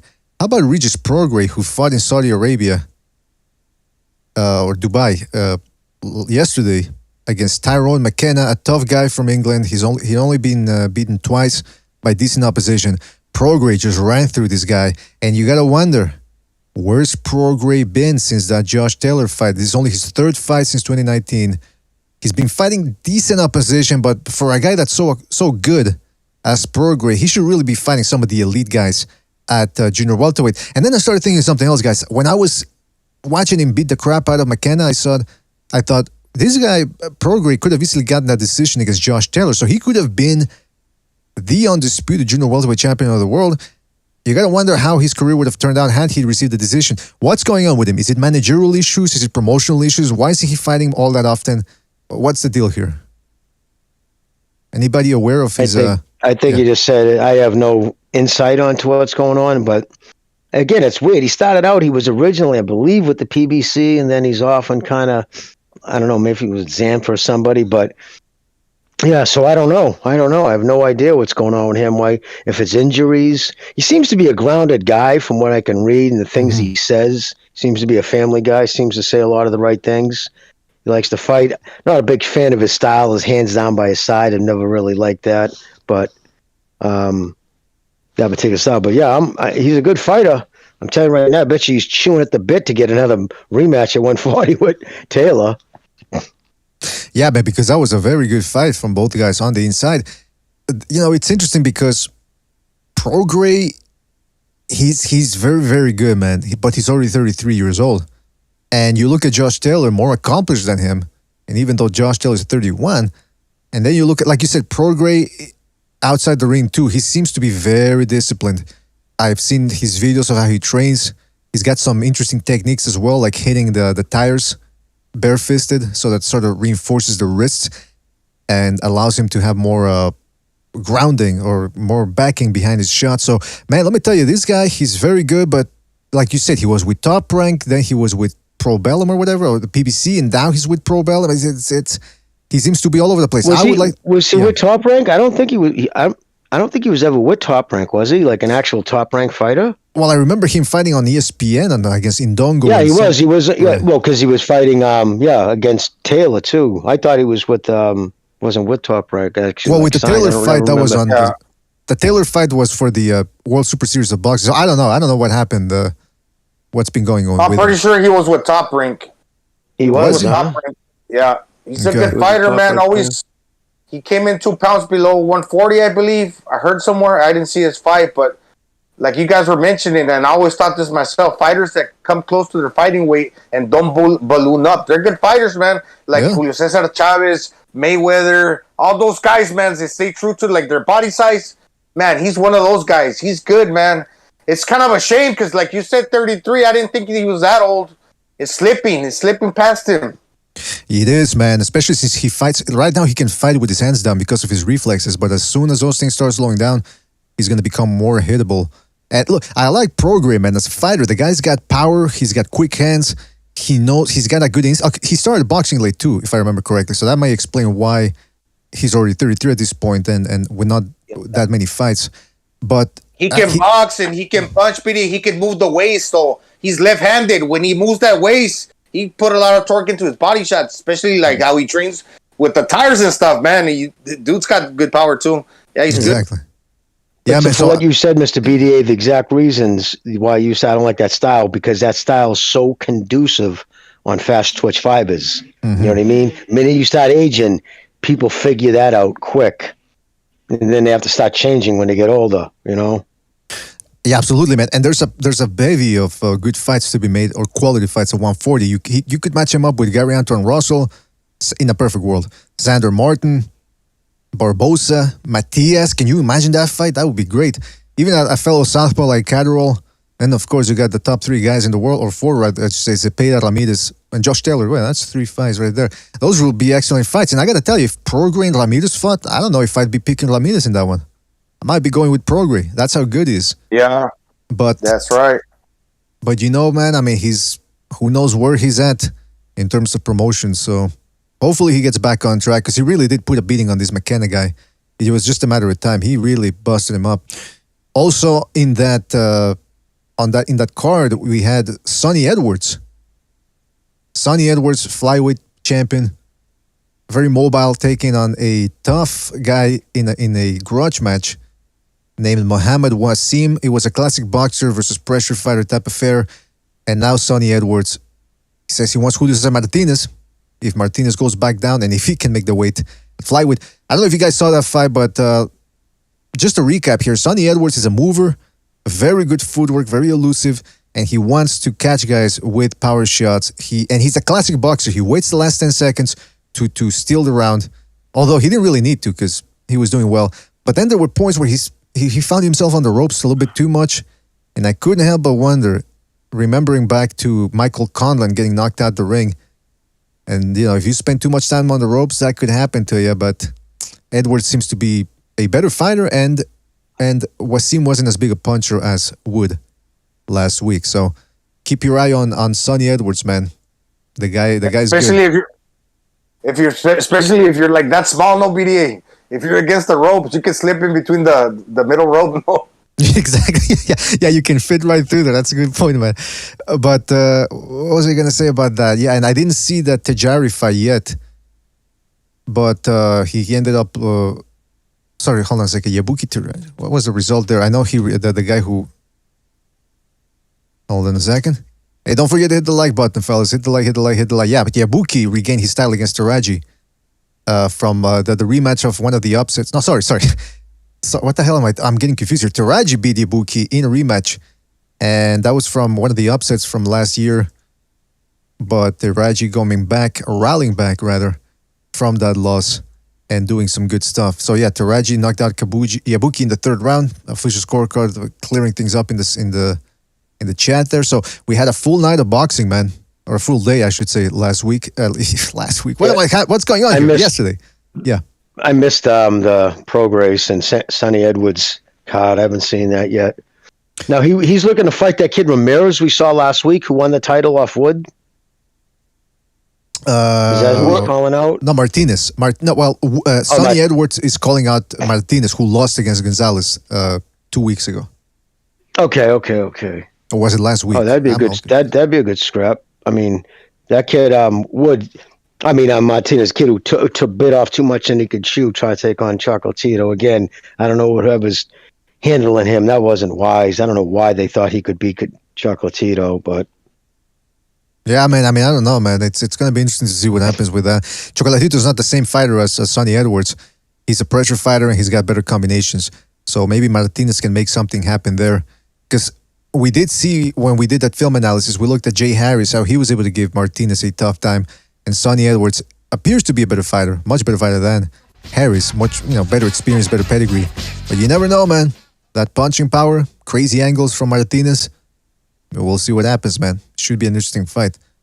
Can't get a fighter like Martinez. You just don't let him get into his. You don't let him get into a flow. You don't let him get into his rhythm, and you just punch in between his punches, and you could throw him off his rhythm, and he's going to have a hard time.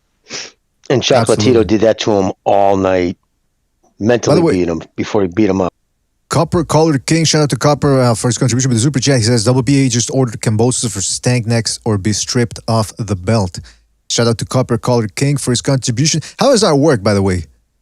Because Kambosos right now, does he have any obligations from some of the belts? I don't even know which belts he has, and I don't really care. I mean, with or without the belts. Gambosa has them all except for the WBC. Remember he's got the one that was the one Lomachenko had the franchise, which was passed on to, which it shouldn't have actually got passed on to Ortiz. Oh, Ortiz. You know what I'm saying? Like that should have died with Lomachenko when he lost against Lopez. That shouldn't have been in there because the franchise belt was it's designated for that particular fighter. So that's the problem.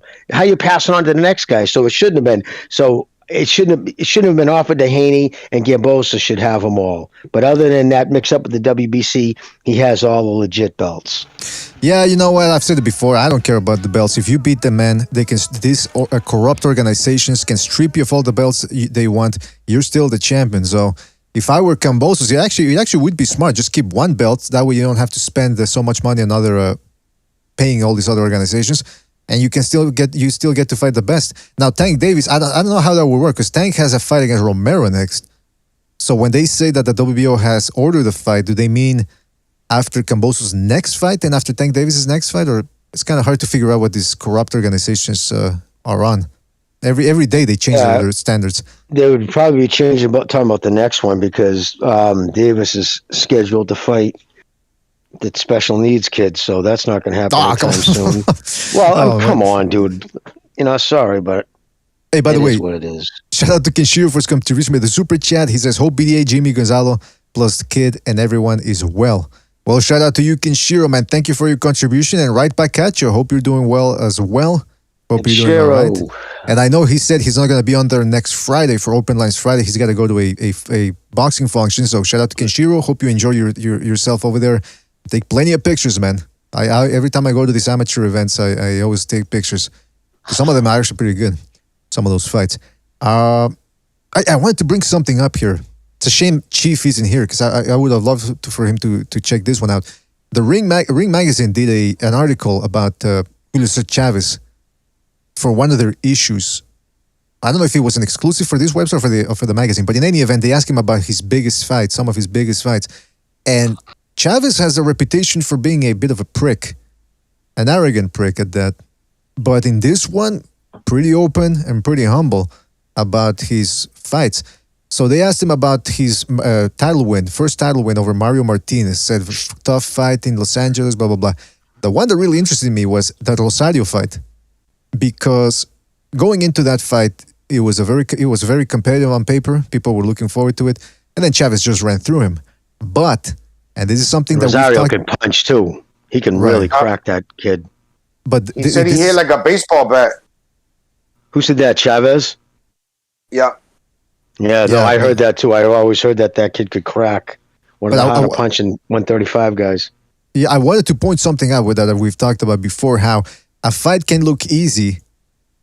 You know, when somebody dominates a guy like Rosario, you go, whoa, that was easy. But think about it. The guy who's dominating him is rolling at 120% to be able to do that. And that takes a lot. So Chavez said something interesting. He said, first of all, like what you guys said, he hit like a truck. He said, everything he hit me with, I felt it. Jab, right hand, whatever. So it's interesting that, and then he yeah. Well, that's one of the qualities that having a great chin brings to the table, and it's not really appreciated. Because when you can take a punch, that'll put you in a different, like, the fight will continue, and you're dealing with the power, and then you're winning because then you're able to impose your will by taking the other person's punch, the other fighter's punch. And you can't really appreciate that too much because the chin don't punch back, but it's certainly handling itself for you that it allows you to do other things. And Chavez had a great chin. Exactly.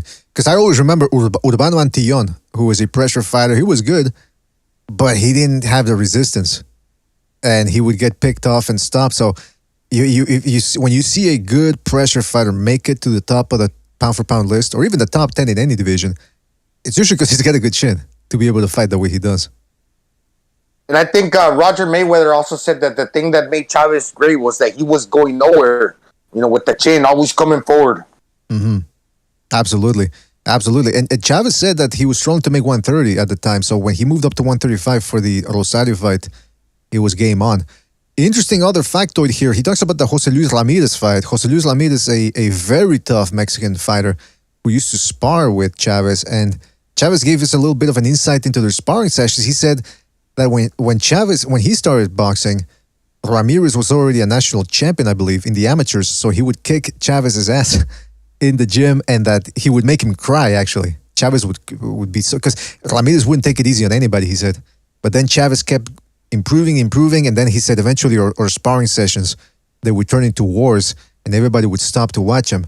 But by the time they fought at 135, Chavez was just too good.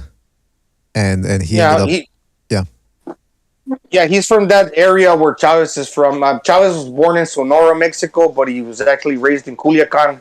Ramirez is from Sonora, left-hander who could go good to the body, so he probably went tit for tat exchanging hooks, but Ramirez with the left and Chavez with the right.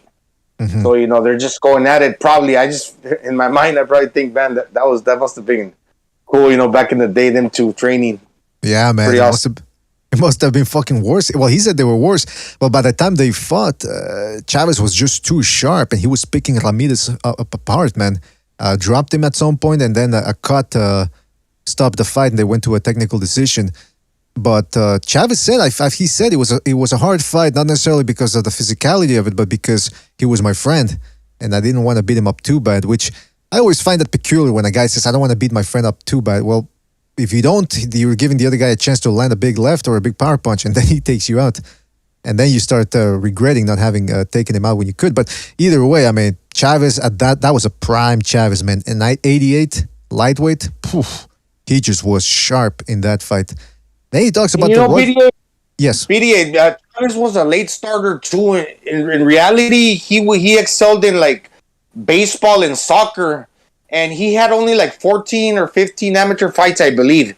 But just because he was a late starter doesn't mean that he wasn't like also like naturally just like had it to where he became a good boxer. He did. It just was second nature to him. Like a lot of these fighters that are late starters, they're not the complete package. They're not doing, but like Chavez, he was. It just came naturally to him. He was a late starter too. Yeah, you're absolutely right. He was a late starter, but he had it in him. He was born to do. Some people are born to do certain things, and this guy just picked box because everything. Chavez was smooth in there, and you look at a guy like. Can I say something, BDA? Yes. Sorry, BDA. Can I say something real quick? By what I mean by late starter, I mean he did start boxing professionally like very young, maybe like around 15 or 16, but that age to start actually like the first time that you will actually like put on like a pair of gloves, it is late. Yeah, you got in the ring early and you started your career as a professional early. Like, 15, 16, you were probably already fighting professional. But he had just donned a pair of gloves at that age. So shortly after donning a pair of gloves for the first time, he climbed into the ring and started fighting. That's all I was trying to say. Yeah, you're right. He learned on the job. As a professional. That's the way it was done in Mexico for a long time. It's starting to change now. They're starting to give these guys a little bit more amateur experience. But back in those days, they were earning money to live. So if you're a 15-year-old, it was, okay, can I stay in school, work in a factory somewhere, or maybe I box and I earn a couple of bucks, if you're good at fighting. So that's how some of these guys would do it. Some of them would excel at it. Some of them would stay stuck in the Mexican circuit and maybe just become an opponent for the rest of the Americans. But others like Chavez, like you said, they would go out of there. And he was fighting very often early on, Chavez too. So that's where he plied his craft. It's not easy, man. When you're a 16, 17-year-old, they're pitting you up there against 24-year-olds or maybe even 28 years old, grown men. It ain't easy. Now, when Chavez fought Mayweather, that's another fight where the guy goes, hey, this was a difficult one, man. He said he hit me with a right hand and it sent me to another planet, he said. Or he said, I thought I was back in Mexico. So but he says too, the amount of pressure I had to put to beat him, it was quite substantial. So it's interesting. It looks easy, right? When a guy fights somebody or knocks somebody out, but man, the conditioning these guys need to have to be able to pull off this type of performances. I don't know if you guys could talk about that. Some of the things, maybe some people don't realize how conditioned these guys are. Well, that's what made Chavez so dangerous. He just never stopped coming. He didn't give it time to breathe. You know what I mean? And that, again, it is conditioning. Those are the worst type of fighters.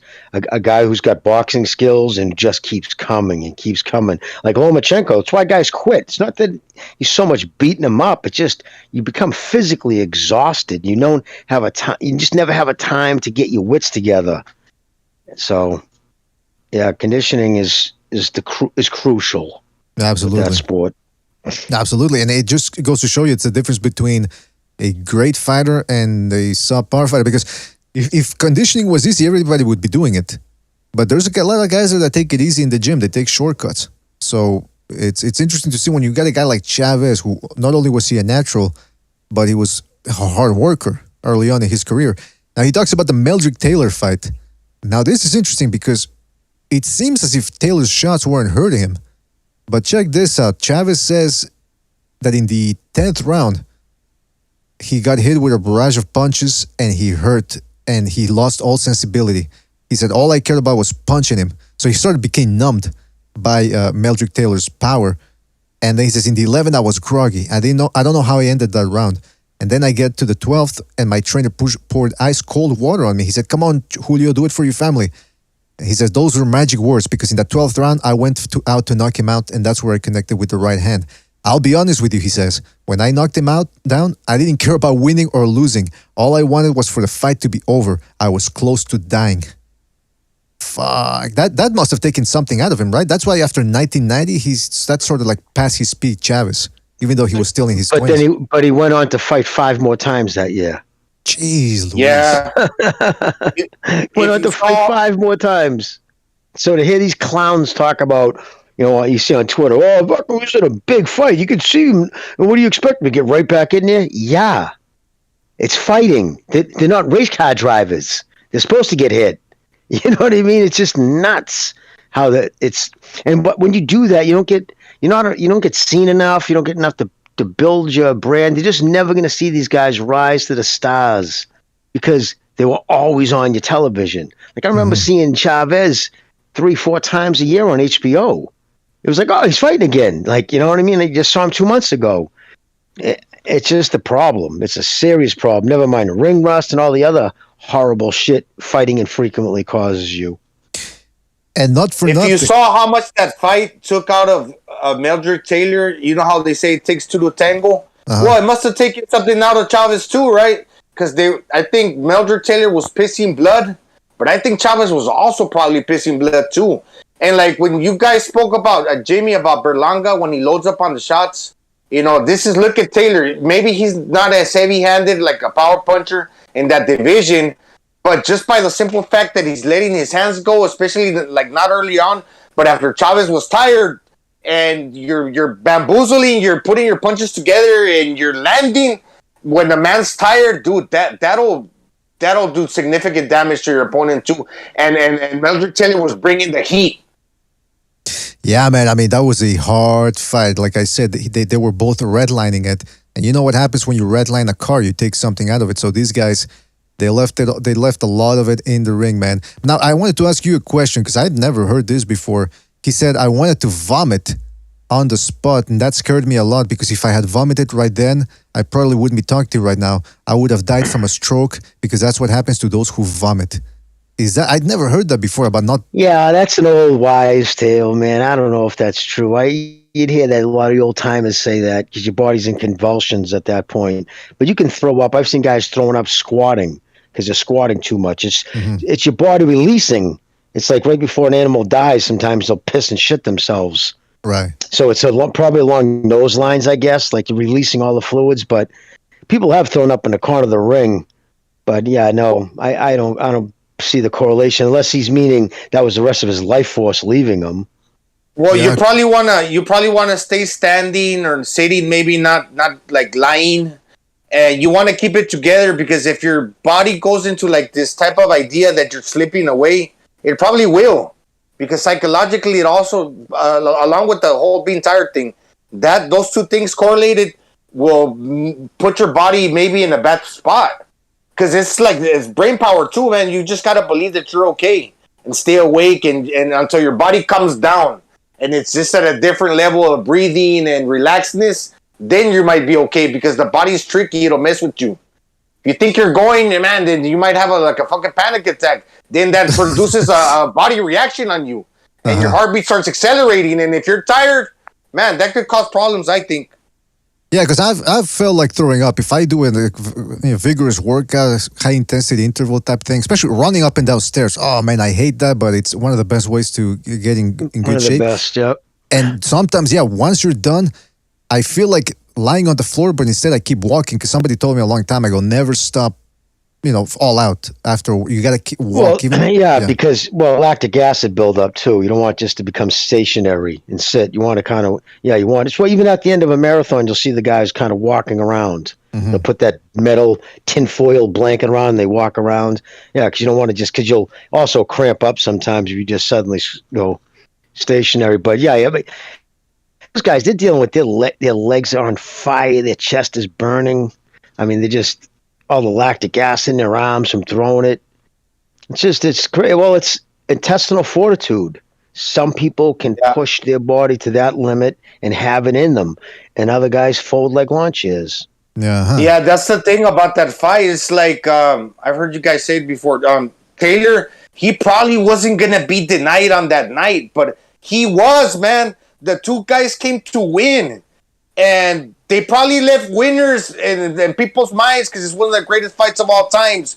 But Chavez wasn't also going to be denied either. When Cristobal Rosas told him in his corner, do it for your family, and like this and like that, and he went out there and actually like put the punch that it dropped him, and with all the controversy involved, man, and that effort that they gave, that was a great fight, man.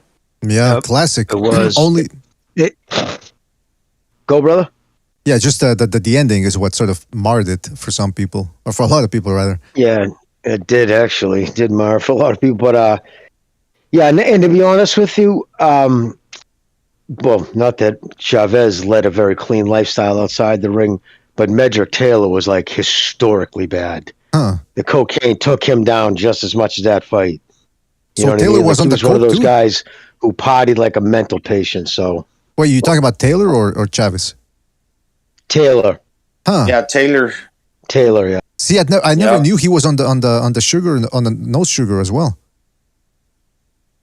Interesting. See, you learn something every day. Oh yeah, bad. That was bad with the coke. That's what this is not like totally like related, but when I watched the Triple G fight, Deveryachenko, I saw something in Deveryachenko that on that night he was looking spectacular. I thought, man, this dude looks like fucking Medrick Taylor. Like the spirit inside of him, you know, the way he was putting his punches together. And there's a lot of correlation between GGG and Chavez too, but at a higher weight, obviously. That's Just a good comparison. Dude, man, he's fucking tough too, Triple G. That's why I don't give him too much credit on the Deveryachenko because the performance, because Deveryachenko came to win too. And he looked like Medrick Taylor to me, like the spirit inside of him. But anyways. That's a good point, man, because Triple G was hitting him with some hammer shots. And late in the fight, what's his name? Deveryachenko would get hammered. And you would think, okay, he's not going to be able to take that one. And then he would come back with a 3, 4, 5 punch combination. Like, whoa, it was reminiscent of Medrick Taylor for sure, man. God knows how much that took out of him. Well, when you're on top, like you tell every fighter, when you are the king, you got to remember everybody trains harder when it comes to, like, when somebody comes in to fight Triple G, they're going to train the hardest camp they've ever had in their life. So everybody brings the best against the best. So you're always getting usually the best of whoever you're fighting that night. That's why I give credit to people who notch 20 title defenses. Because like Joe Louis, people like to say, he had the bum of the week club or blah, blah, blah. Yeah, but you're still, like you said, Jimmy, these guys are, they are getting up for you. As the king, it's hard to get up for these guys. So when you can notch 20 title defenses, 15 title defenses against some solid contenders, and they're getting up for it at 120%, and you're at 100, yeah, that's a good accomplishment as well. Now, when it comes to the Camacho fight, again, another fight where you think, that was easy for Chavez. He put a beating on Camacho. Not so, Chavez says. He says, I had to be in excellent condition to do what I did. I was dead tired. And when he stood to trade with me, I got tired like you wouldn't imagine, he said, because he would hit me with everything. And I said, shit, I'm going to lose this fight. But thank God the condition that I was in was incredible. And then he said, after the fight, I told him, I'm not going to call you Macho Minus anymore. Because I think before the fight, he was calling him Macho Meno instead of Macho Man. Meno in Spanish means minus. So instead of Macho Man, he was saying Macho Meno. But these guys, he said they were friends before the fight or before they actually considered fighting each other. But then he said, Camacho with the trash talking, he needed that to hype the fight up. And let me tell you something. I was in Mexico at the time when that fight happened. Gonzalo, were you in Mexico when that happened? Or do you remember that as a Mexican? Yeah, because I was living in Tijuana across the border. So that was huge. Yeah? It had to be one of the biggest fights ever just because of the stylistic matchup. What are we talking about? 25 years ago or how many years ago? Well, it was in 92, so if my math is correct, 30 years, man. Going on 30 years now. Yeah, man. For sure, yeah. That was a long time ago. He was, yeah. And Chavez, again, he put quite a beating on Camacho. Even the bigger Felix Trinidad could put quite a beating on Camacho later on. But, yeah, that was Chavez. He wanted to put a beating on him for all the trash talking. But he said, it's interesting. I see how people look at that and they go, it was easy for Chavez. Nah, man. To be able to pin down and beat Camacho up like nobody have ever done before takes a lot of conditioning, man. Incredible conditioning. And if Camacho, if he actually trained, if he lived the lifestyle of a boxer, that kid had such natural talent and was such a natural fighter and tough. Think about it. One of his breakthrough performance on HBO, did you see that documentary? They literally didn't know where he was. The night before the fight, he was so banged out on drugs and drunk that they had to go get him. He was having some kind of weirdo attack. What? Literally fucking 24 hours before he put on one of the best performances. Yeah, he was out fucking being a knucklehead. Well, I remember that infamous, I think it was recognized or you brought up that he was supposed to be on Howard Stern one time in the 90s. and he didn't show up. And they told Camacho's representatives told the show, oh, it's because he's feeling bad or some sort of stomach flu. And then Baba Booey was walking into the office outside. He was outside and he saw a car parked and he saw Camacho there sleeping. So they thought he was fucking wasted and not that he was actually sick, the way they said. So that would he was notorious partier. Because you know what I mean? These guys might get the fame, within boxing, they get the money, but they never leave where they come from. You know what I mean? It's all the same people and all the same bad habits. They just get amplified when you have the money. Mm-hmm. And especially then, they don't even have to spend the money, man. It would be crazy. When Mickey was at his height, you go anywhere with the kid. Everybody wants to get him drunk. You go to, if you're at a bar, everybody's trying to buy him a drink. I mean, it's just a natural thing, but it's like, put yourself in those positions, because if you want to go get fucked up as a champion, there's plenty of people to help you get there. Exactly, man. Yeah, you got the money, people will flood to you, man. Or flock to you, right? He seems to be one of those Puerto Ricans. I don't know if it comes with the times, but like before, like the people were like nationalistic. They still are. But like, he was a English speaking Puerto Rican that probably jived like with the Puerto Rican fan base. Like right now you got fighters like Alexis Rocha that wins and Viva Mexico, and it's like it's not that same feeling you get, right? Yeah, exactly. Yeah. I mean, it's no, especially 1980s Puerto Ricans from New York. Yeah, they were very proud people, very tight communities, and he would walk down the street and he'd have his sunglasses on, Macho Man T-shirt, and everybody would come out and hug him and stuff, and he ate that shit up. You know what I mean? How can you not? He's a human being, but it didn't stop when the sun went down. That's when the danger comes. Yeah, nobody could keep him on a leash. Even his father tried, like from a managerial Wife's mother, nobody could. His mother was the closest, and even she couldn't. So the charisma was there naturally, right? He didn't have to pretend to put on the show like Blair Cobb. Yeah, exactly. Yeah, no, this kid was that's how he was. He was the mayor of the section of where he lived in New York. They used to call him that. He'd walk down the street and just get a crowd of people around him. But it's interesting going back to the whole thing about how he was a wild guy outside the ring. I think it was Jeff Ryan, who used to be a writer for KO and Ring Magazine. He said one time I was set to do a phone interview with him, and I could hear him crying and laughing hysterically at the same time, claiming to be Darth Vader and Jesus Christ. So he called into that interview completely off his rocker, and that was Camacho. You never knew when you were gonna get him, or in which stage you were gonna get him in, high as a kite or charismatic and sober. But he was a comet, man, a shooting star rather. He shone brightly, but not for that long. And afterwards, he just became an opponent, like against De La Hoya, against Trinidad. For him, it was just going the distance against these guys and not really beating them. How old was he? By then, he needed the money. When he died, how old was he? Like 50, maybe? Yeah, he was shot. Probably something like that. Something around there. Yeah. Hey, like the same age, maybe Michael Jackson, 50 years old. Damn, both two superstars, man. Two superstars. Now, I also last thing here about the Greg Haugen fight from Chavez. He said he was scared when they told him that they wanted to do a fight in Azteca Stadium, because he said that's gonna be a shitload of people, man. Interesting thing. Watching that fight, I've always looked at Chavez in the latter part of the second round and noticing how tired he got.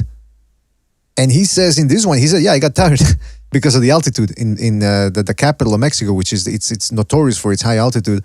I would have thought that he would have prepared better for that he would have been training there for weeks or something. But no, it took its toll on him, and he was tired after the second round. That's one of the reasons I think a lot of fights don't get held there because of that. That's what's the elevation? Is 11,000 feet above sea level?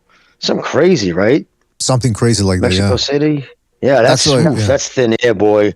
That's thin air. That's like they're trying to breathe through a fucking straw, and then fighting. No way. Well, the other one. He spent a lot of time in. He was born. Well, he's from Culiacan, but he was living in Tijuana for the longest of time. So if he wasn't training in that center in the mountains, Otomi, if he didn't have camp there, he was probably in TJ.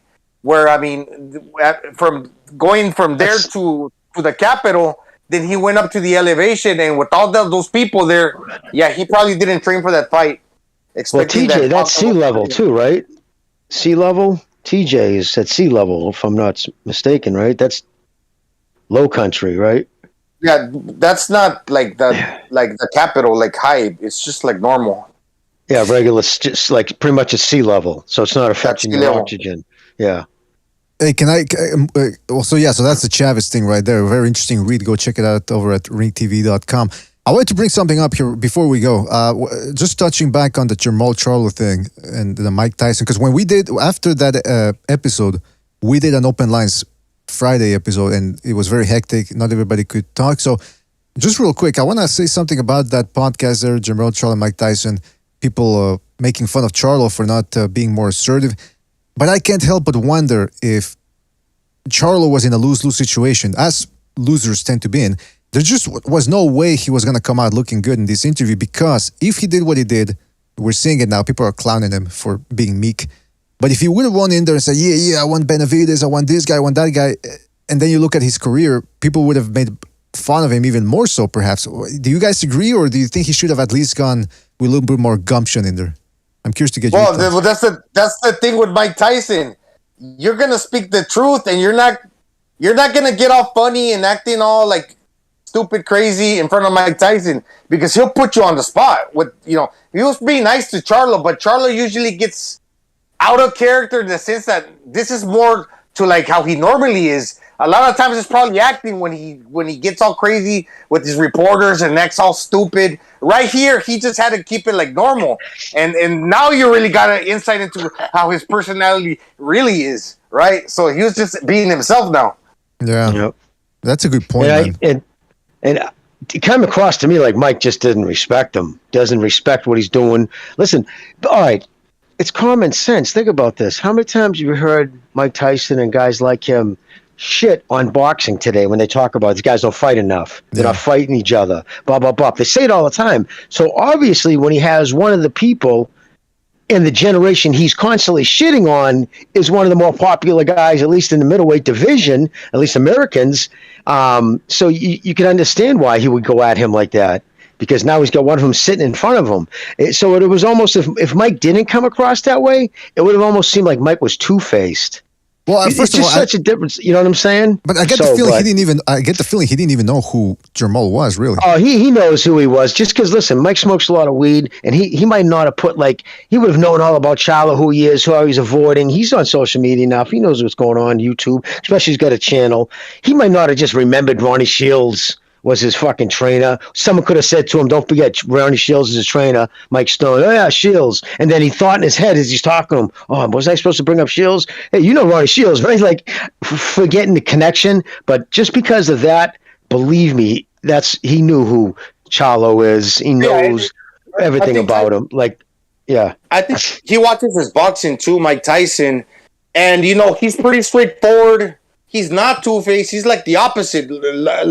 Love him or hate him, Mike Tyson's Mike Tyson. But, he was trying to be nice to Charlo, but when he said, when you're going to fight the Mexican monster, just being that close to Mike Tyson and the energy that he brings, that's what made Charlo react the way he did. Even if it's a 50-plus year Mike Tyson, dude, the energy that he's got, that's why he responded like that. He was just being honest himself, Charlo. And Mike does, like, Mike loves boxing. It's a part of him. It's like he's not, it wasn't just the sport he made money on. He truly loves the sport. Like, he goes to fights. He'd go to Mickey's fights when he was fighting in weird places. You just never think about it. And all of a sudden you look over in the crowd, there's Mike. Mike always tried to make Mickey's fights because he knows that Mickey would come to fight. And he loved the fact that Mickey did the body work the way he did. He thought Mickey was the best body puncher he ever seen.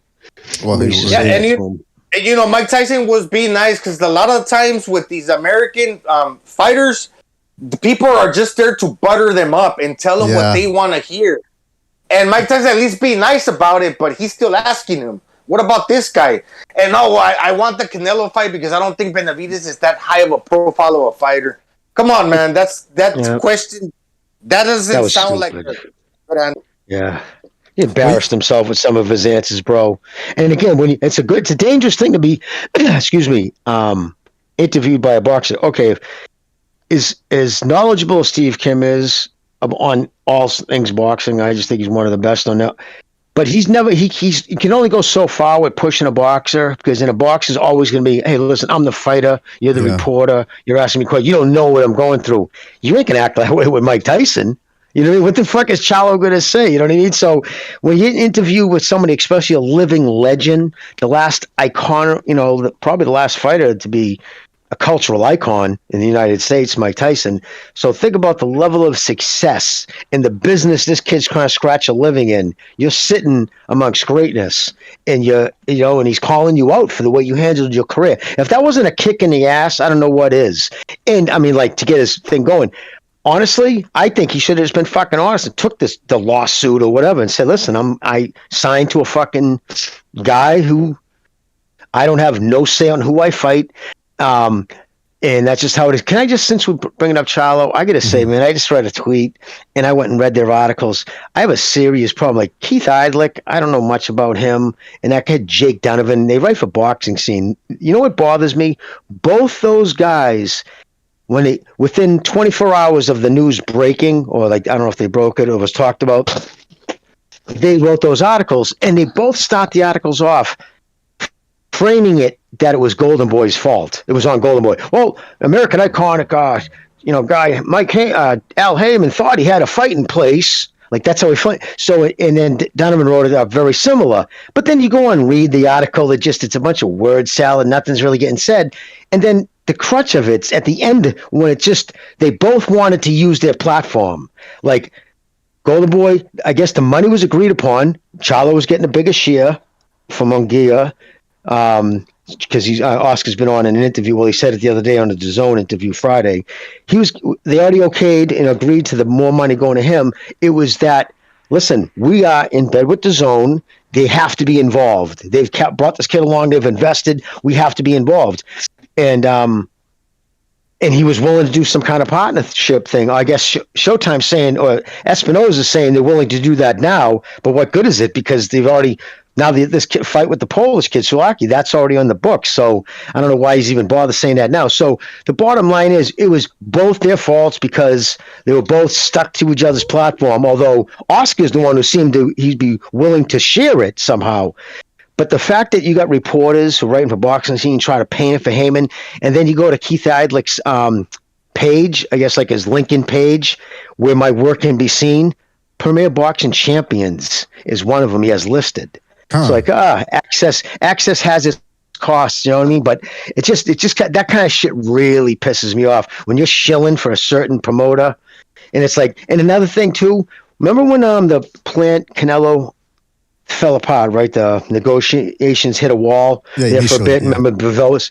Within 24 hours of that, Coppinger had a fucking 4-tweet diatribe out of an interview. He took all his excerpts of that interview, and he clearly, Plant was trying to make it all on Canelo. This is all on Canelo. We agreed to everything. We agreed to this money, remember? So as a reporter, you don't usually take one side. You'll say, or at least you'll say, I reached out and they said no comment. But he just instantly printed it out. They threw it on Twitter to make Canelo look like it was Canelo's fault. And I'm like, what the fuck? And he's the same guy who tweets out the sourced fucking pay-per-view numbers.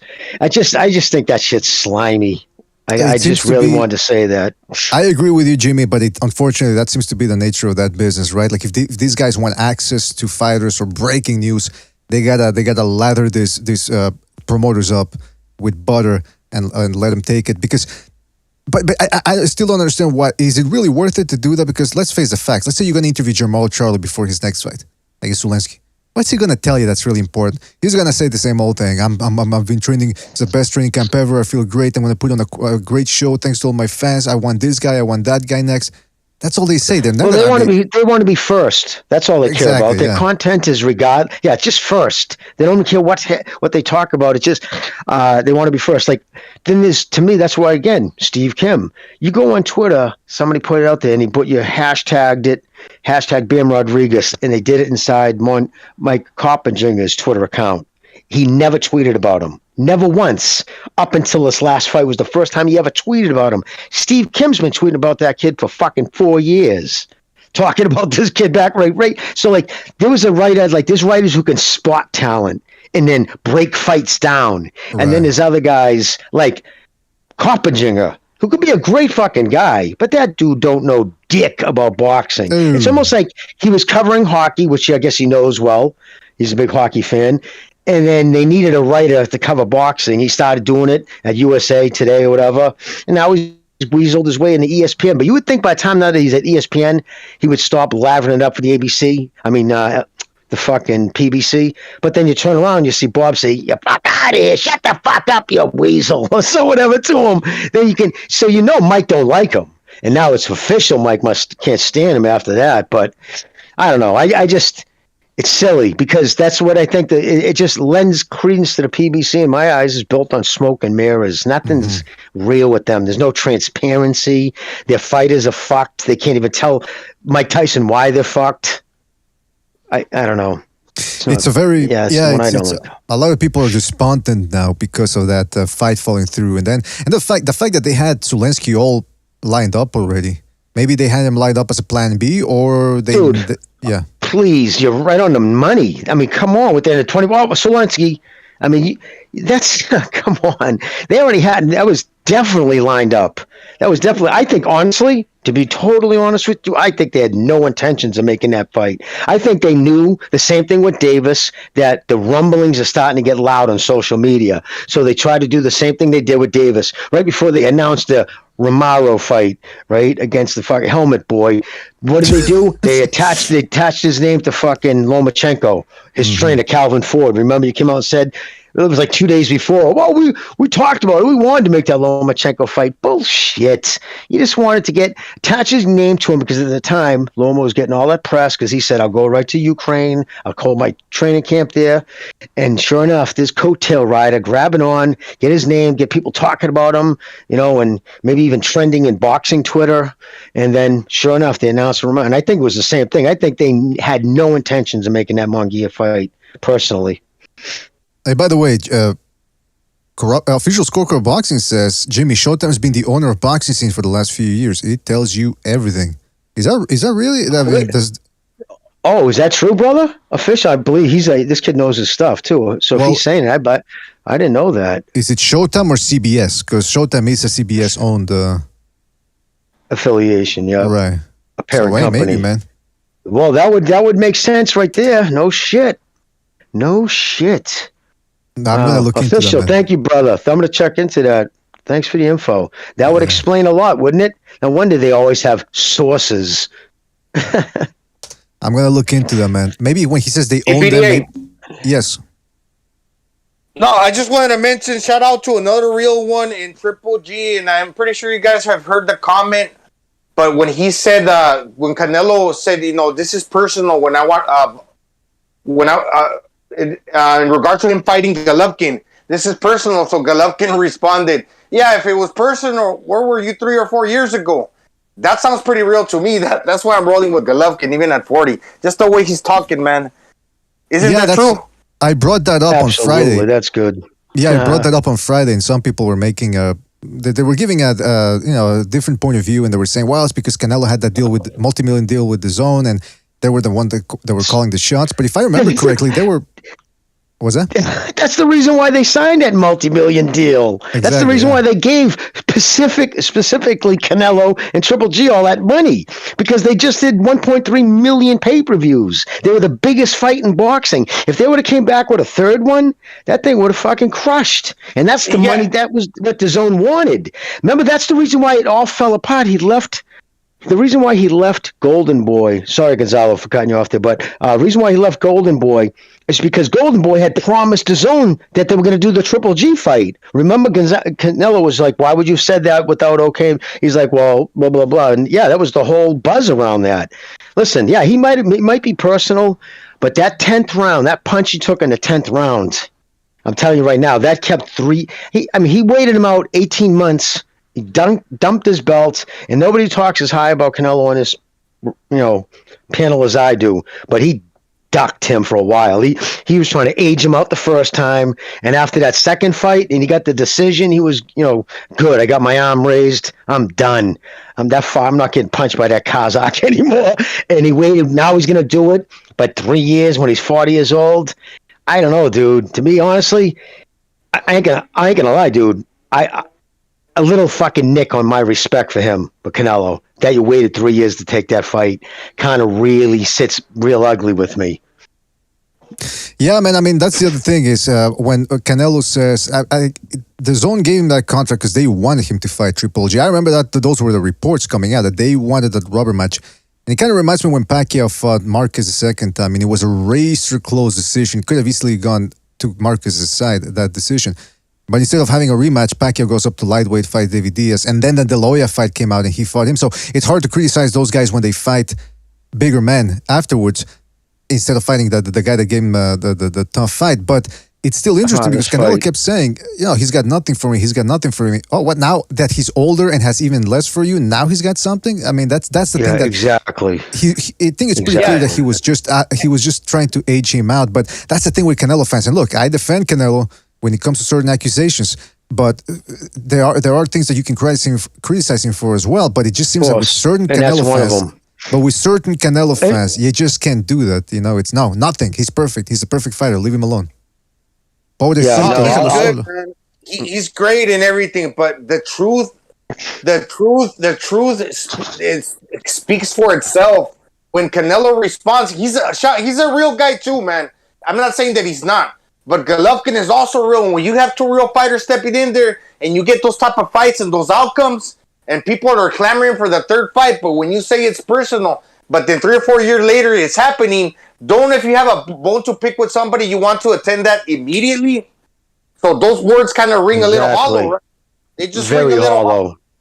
From a person that I give a lot of respect to, and I consider him to be the real one too, Canelo. But then you have another real motherfucker like GGG. But you know what? Iron sharpens iron, man. Those are great fights. Here's the thing about that. People like to, and here's where I defend Canelo. People like to criticize Canelo directly for the decisions that go his way that shouldn't have gone and all this and that.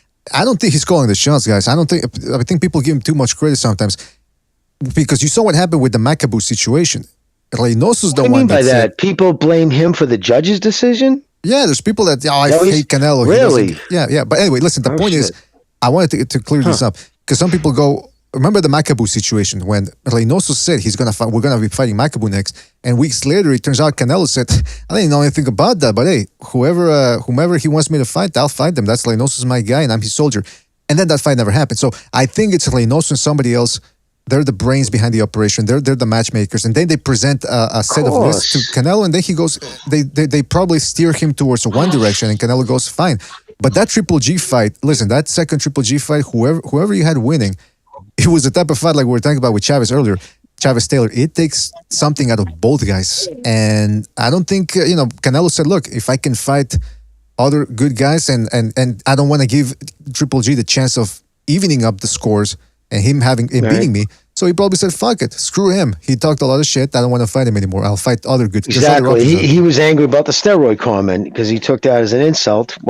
Because I agree too. I don't think he really did clenbuterol because it would be a waste of his time with the money and the access he has. Mm-hmm. He wouldn't waste his time with that caca. That's for fucking knuckleheads buying in the back of a gym somewhere.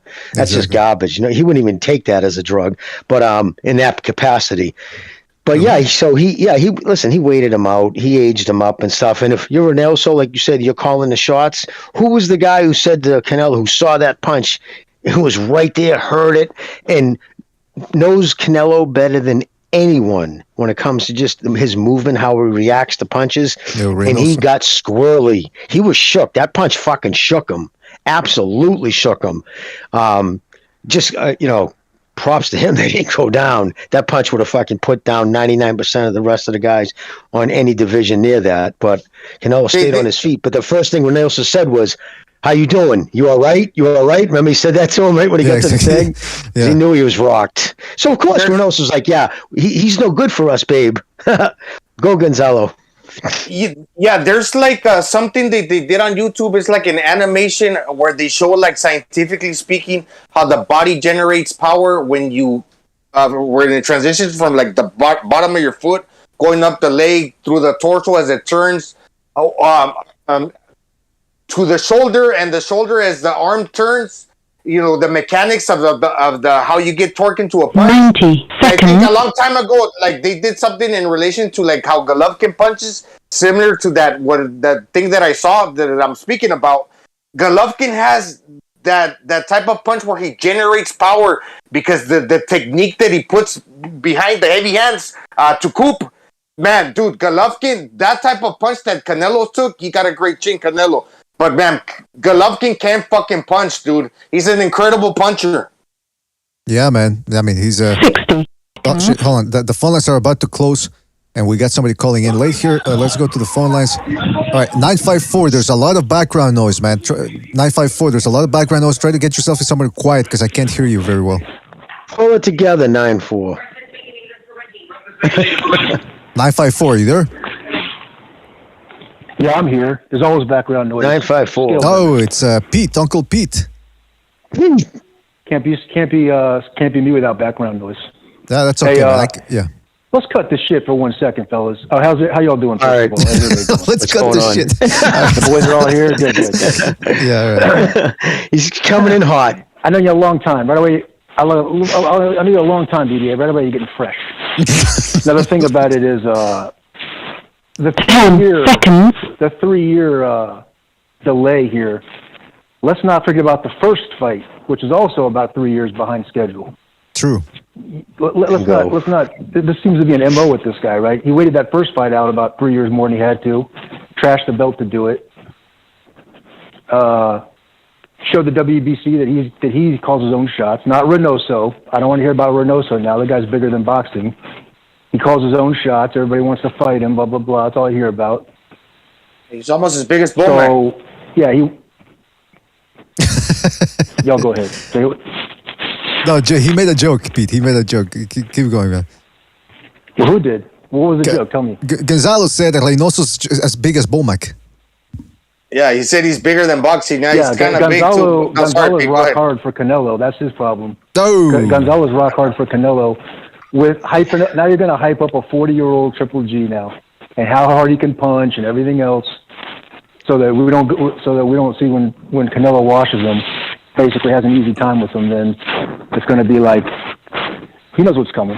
I think you're giving Gonzalo too much credit, for a 40-year-old man. I think you're giving Gonzalo too much credit that he can look that like he's got this master plan that he's just to give Canelo credit. But hey, you never know. Gonzalo's a shrewd guy. I didn't say he had a master plan. I'm just telling you how he really feels. All right. Maybe I know more about him than he knows about himself. Who knows? Hey, by the way, Pete, I still think a 40-year-old Golovkin gives Canelo a heck of a fight. But first, Golovkin has to get past Murata. How do you see that going? I'm looking forward to it. I mean, the problem with fighters towards the end of their career is that they're there until they're not. And not even a training camp thing, I don't think. I think it really is an in the ring thing. Like Pacquiao and Ugas. I mean, you can keep calling for it, and because eventually it is going to happen. So you can keep calling for it. I don't think these guys would really go through a training camp and realize that they were going to just fall off and still go in there to fight. But they don't. Especially if they have a lot of money on the line. Their training camps probably aren't like that. Yeah, their training camps probably aren't like that, though. Like at that age, they're probably not like their camps are probably not like super heavy sparring and whatnot. So it's like, well, in the ring with Murata's going to be the first time he's taken a real shot since what? Derevyanchenko? Yeah, man. I mean, that's it. Hey, by the way, can I say something real quick? Old. Shogun in the chat says that Golovkin's looking soft. I don't know if you saw the Sedimenta fight, but obviously this is a weigh-in, so he's going to look cut. But if you look at the Sedimenta fight itself, he looked cut. I think Golovkin's on the juice, which is great news, man, because Canelo, he's on something too. So, yeah, catch up, man. Do put them both on the juice, like that Dr. Zedeus Miller said at the beginning of the email. Put them all on steroids, man, or PEDs, and let's them all up even.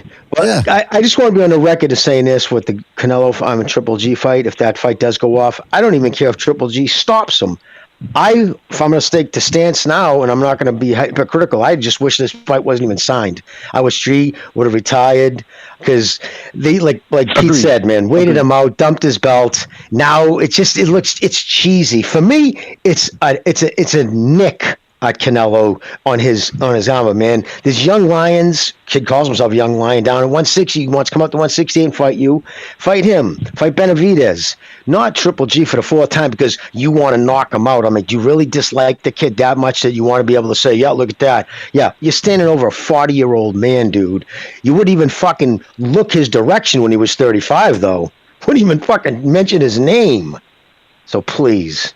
And I'm a big fucking Canelo fan. This is just his own again, man. This is just his own saying, look, we're riding with you, but we're not gonna fucking keep, we got the right to refuse your fights, and then sooner or later we're looking for this. What we're looking for. They're just failing to understand, like the Zone as a network doesn't really understand boxing like that. So right, they were promised, right, Pete? The fight they were promised. It was the fight they were promised. Well, I mean, listen, believe they're playing it smarter than Showtime. We're not Showtime. We're not just going to give you 8 fights and pay you out the ass for every fight, no matter who you bring forward. That's not going to happen. So for that, I'll say about them that they're evolving.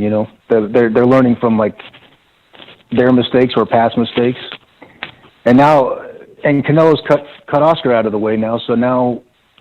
He probably makes more per fight than he would have made with Oscar.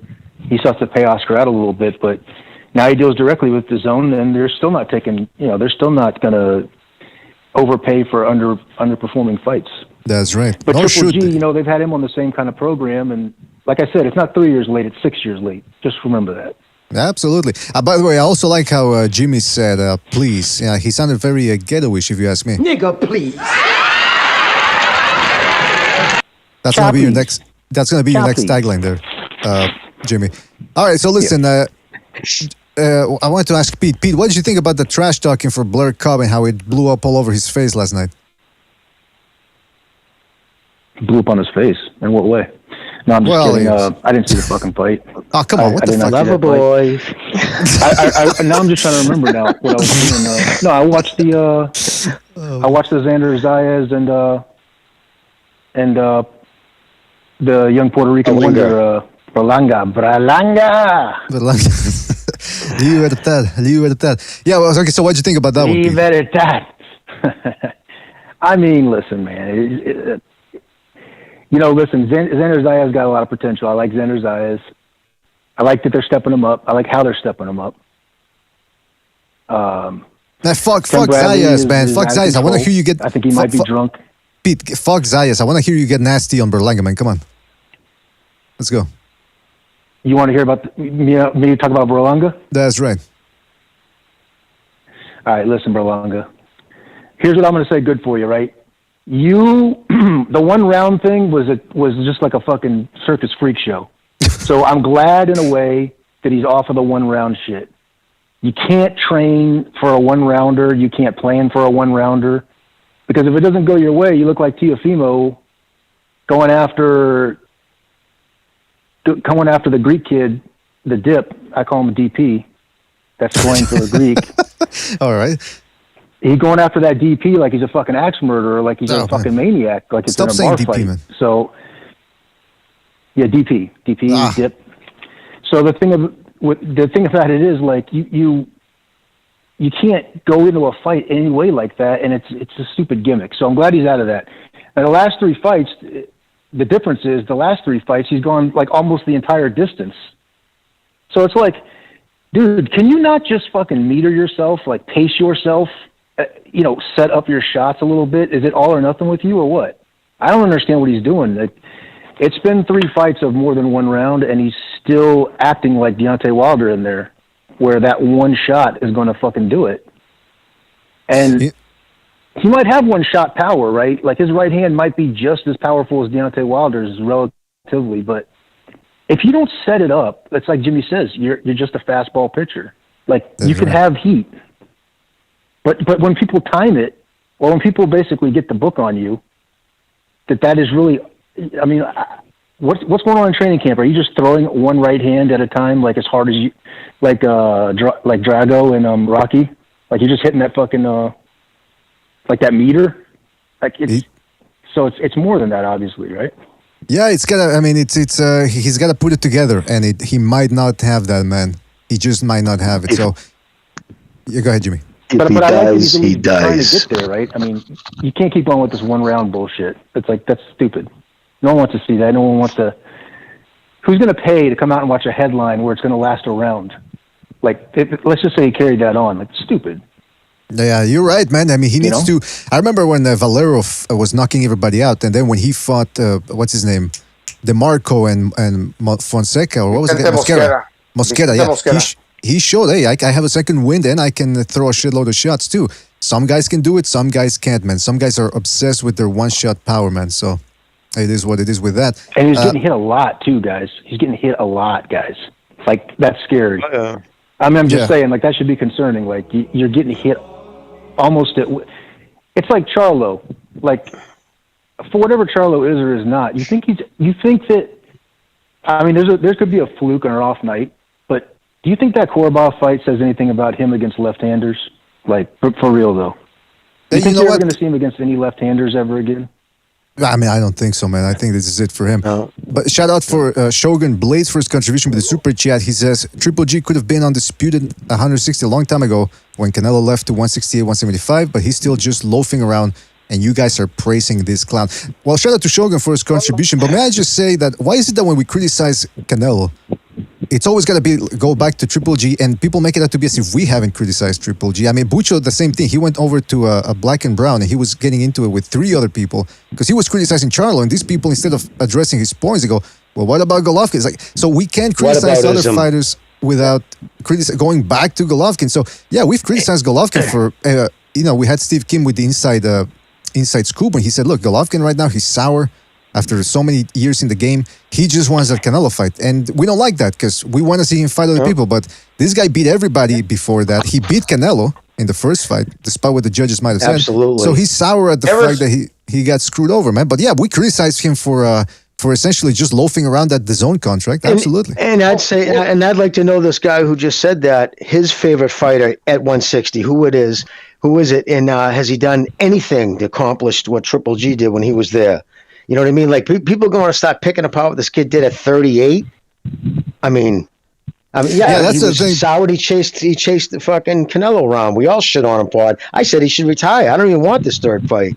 But I'm not going to sit there and call him a clown when what he's accomplished shits all over everybody else at 160. Mm-hmm. Yeah. Well, I mean, Canelo did the same thing to him. You know, he abandoned the belt, and ever since Golovkin got here in 2011, he was on that war path, and all these middleweights like Sergio Martinez and all the top fighters were avoiding him. After he made the big bucks against Canelo, where he got robbed of breaking the Bernard Hopkins record, which I think he tied, he kind of got a little sour grapes about that, but then he also made the millions, and it was the pandemic. So he took a break, rest and recovery. Yeah. He's still here. Well, he became champion again at 40. Well, he got that idea of American title.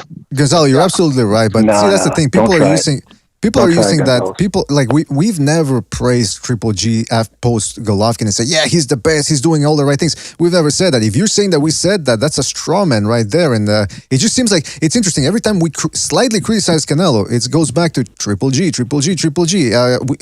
We can criticize Triple G, but we can't criticize Canelo. There's a big disconnect with that. It's probably not even Canelo why they're saying it.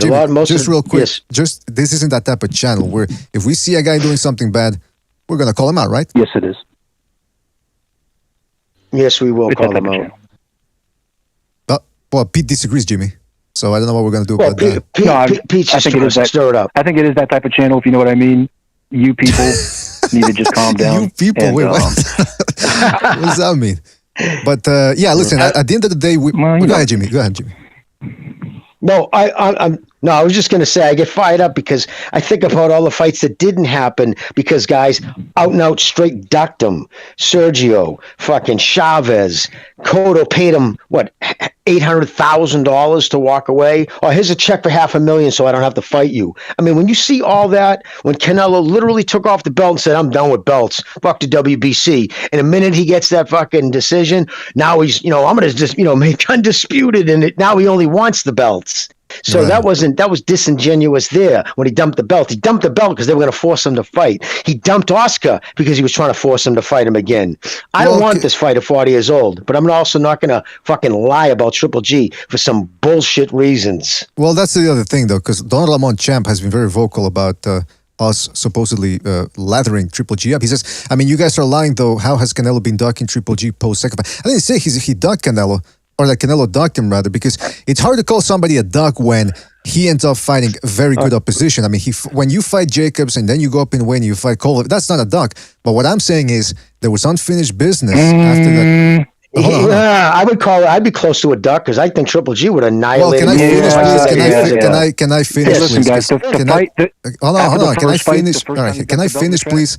Can I finish talking? Because I wasn't finished. What I'm saying is, I'm not calling Canelo sorry, I a could not duck. hear you. Go ahead. Okay, sorry. But yeah, I'm not saying Canelo dog Triple G, but what I'm saying is there's a disconnect when he said after that second fight, I got nothing for him, screw him, he disrespected me, blah, blah, blah, blah. But he said he doesn't have anything for me. And then 4 years later, even when you guys are saying that Triple G has done nothing since then, now all of a sudden Canelo wants to fight him. So which one is it? I mean, I think we have a right to criticize him for that. But again, you're not going to hear me call Canelo a duck when he's fighting solid opposition. But it is kind of... I mean, now it's personal. What's that? Now it's personal, right? Now it's personal with Canelo. Now, 4 years later, it's personal. Yeah. So it's just, it is what it is. It's not a duck, but when you straight up say, yeah, I don't want to fight him, he's got nothing for me. So he admitted he didn't want to fight him again. And I think it was just as much his trainer. And again, who sticks up for Canelo?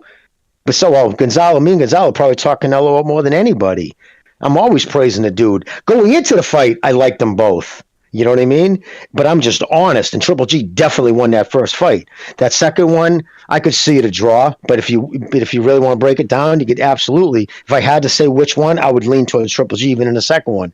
But I'm not going to lie about the kid because I saw what was going on, and maybe these people just became boxing fans after Triple G. I mean, in 2013 through 17.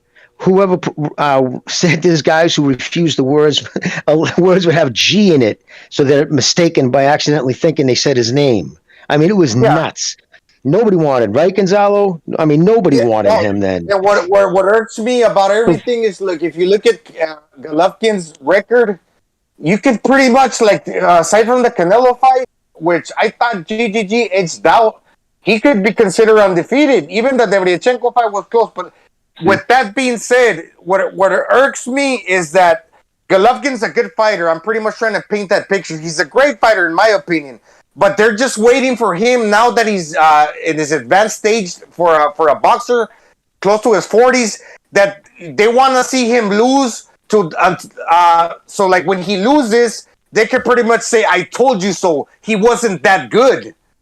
You see what I'm saying? They're trying to deceive the people to believe that a weathered, not so in his prime fighter is not that good based off the performances he's gonna give, so they can say, "Aha, I told you so." And that's not the case. That's not being truthful. And I just want to add one thing, BDA, to that real quick, and Gonzalo. Think about this. This is, I mean, of all the bullshit, when you have a professional fighter in a press conference, in a fit of anger at the time. People say shit when they're angry, drunk, usually telling the truth. But when he turns to Chris, the other, you remember, and turns to him and says, Triple G would beat you and me on the same night. Remember, he said that, and he wasn't fucking joking around. It was as serious as a fucking heart attack. That was Eubanks? That was Eubanks? It was, he was talking to Eubanks, Saunders, remember? He said that to him, but you and me on the same night. He wasn't even fucking around. Life is not fair. Canelo got rid of that title, and he got denied breaking Bernard Hopkins' record. And life is not fair. Probably Golovkin in his mind knows that Canelo is in his prime right now, and he's 40. So when he says, is it personal? Where were you 3 or 4 years ago? He probably knows in his heart of hearts, but please. And I know I'm just saying this and nobody's listening, and who fucking cares anyways? When Canelo beats Golovkin, I care. Man, just don't take it. I mean, who cares? People are going to take that as like, man, Canelo's better than GGG, but they forget to consider that it wasn't a prime for prime. Well, That's can all I I'm say saying. that? Well, listen, Gonzalo, you make some excellent points, and by the way, we care what you say. But just to say something else here, you got to be careful too. If these people keep calling Triple G a bomb, he's old, blah blah blah. What happens if he goes in there and he gives Canelo a tougher fight than you expect from a 40-year-old? And what does that make? Because again, Triple G already beat him the first time. Triple G already beat him the first time, and the second one was razor close. So anyway, listen. At this point, can I just say, Gonzalo, can I just say something? Can I just say something? Because this whole Canelo thing, Triple G thing, it's a very contentious subject. No matter what you say about either guy, their fans can't take it. The hardcore Triple G fans, they can't take it. He was the best. He beats every middleweight in the world. And with Canelo, again, he can do no wrong. So, and I've already explained it 2-3 times. If you don't get what I'm saying, if you still want to call us Canelo haters, do what you got to do, man. But you got to up to your listening comprehension there a little bit. But yeah, go ahead, Gonzalo. We're almost out of time here. Yeah. It's two fair-skinned guys. Don't forget that, guys. Yeah, BDA. It's just two fair-skinned guys. BDA, Let's get both the break. And to your last point, GGG certainly has the intangibles when we're talking about, like, when we were talking about Julio Cesar Chavez, what he did against Medrick Taylor, when you can take the punch and you can just keep on coming. GGG has those intangibles. He's got the hard chin and the punching power. So that will allow him to close the gap, take the two to land his comfortably within range to, get some leverage behind those shots. So yeah, he could be losing, but he's still going to give fucking Canelo a hell of a fight. There you go. Now, Pete, we do have to go, but anything else you want to say before we zoom out? Yeah, listen, I'll shit on Canelo Alvarez more than anybody. I can go through the whole thing, but I'd just say this: as far as Triple G and Canelo goes, the first fight being delayed by 3 years has put this last fight 3 years behind, and then the 3 years that he waited. So if it was going to be a trilogy, we should have done it 3 years prior. When was the first fight? 14? 2017. 14 or 16? I can't remember. 2017. Yeah. If it was going to be a trilogy, and these guys and GGG was early 30s at the time, or mid 30s, 33 or so. Well, shit. Then do the first one in 2015. When it was mandatory, when it was the WBC had the mandatory and the whole fucking 9 yards. Do the first one in 15, the second one in 17, and the third one in 19 if you want.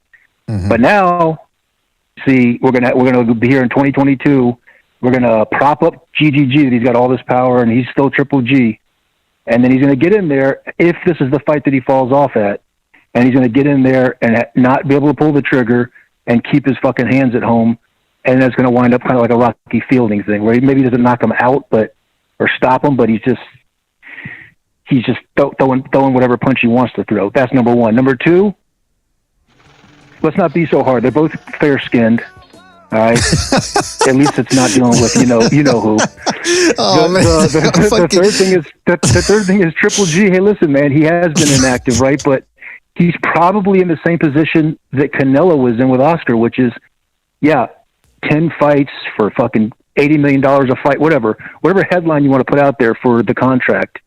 But we get the right to refuse the fight. So if Triple G brings forward so-and-so, well then, okay, we'll take it. In the next fight, okay, we'll take it. Now they might be telling, who's his promoter, K2 or Main Events? Yeah, one of those, yeah. One of the two. It's Duva. It's Kathy Duva. They might be telling Kathy Duva, look, that's it. I'm just telling you, we're not interested in another fight after Murata unless it's Canelo. Absolutely, man. So yeah. they might be just telling them that, I mean, just flat out. So it's like, you guys make this fight, or he loves box and he's a good boy and all that, but he can take off into the sunset. So yeah, that's my take. I like being on the phone. I feel like Dougie Fisher, or Steve Kim, like I'm special privileges. That's right. Yeah, you got privileges. Don't let them be taken away.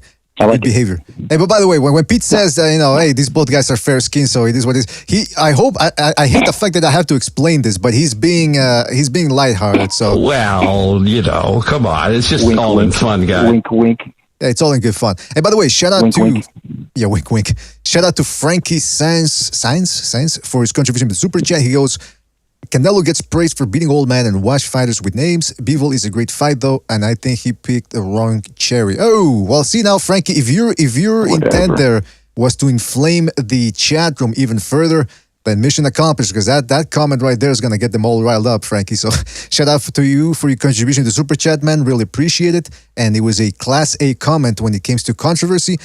And shout out to Black Lomachenko. He brings up a good point. He goes, Canelo versus Triple G talk is this generation's May versus Pac-Man. Bunch of fanboys crying on both sides. Yeah, that's what it looks like at some point when you get too much deep into it. Now, that being said, we love to give the people what they...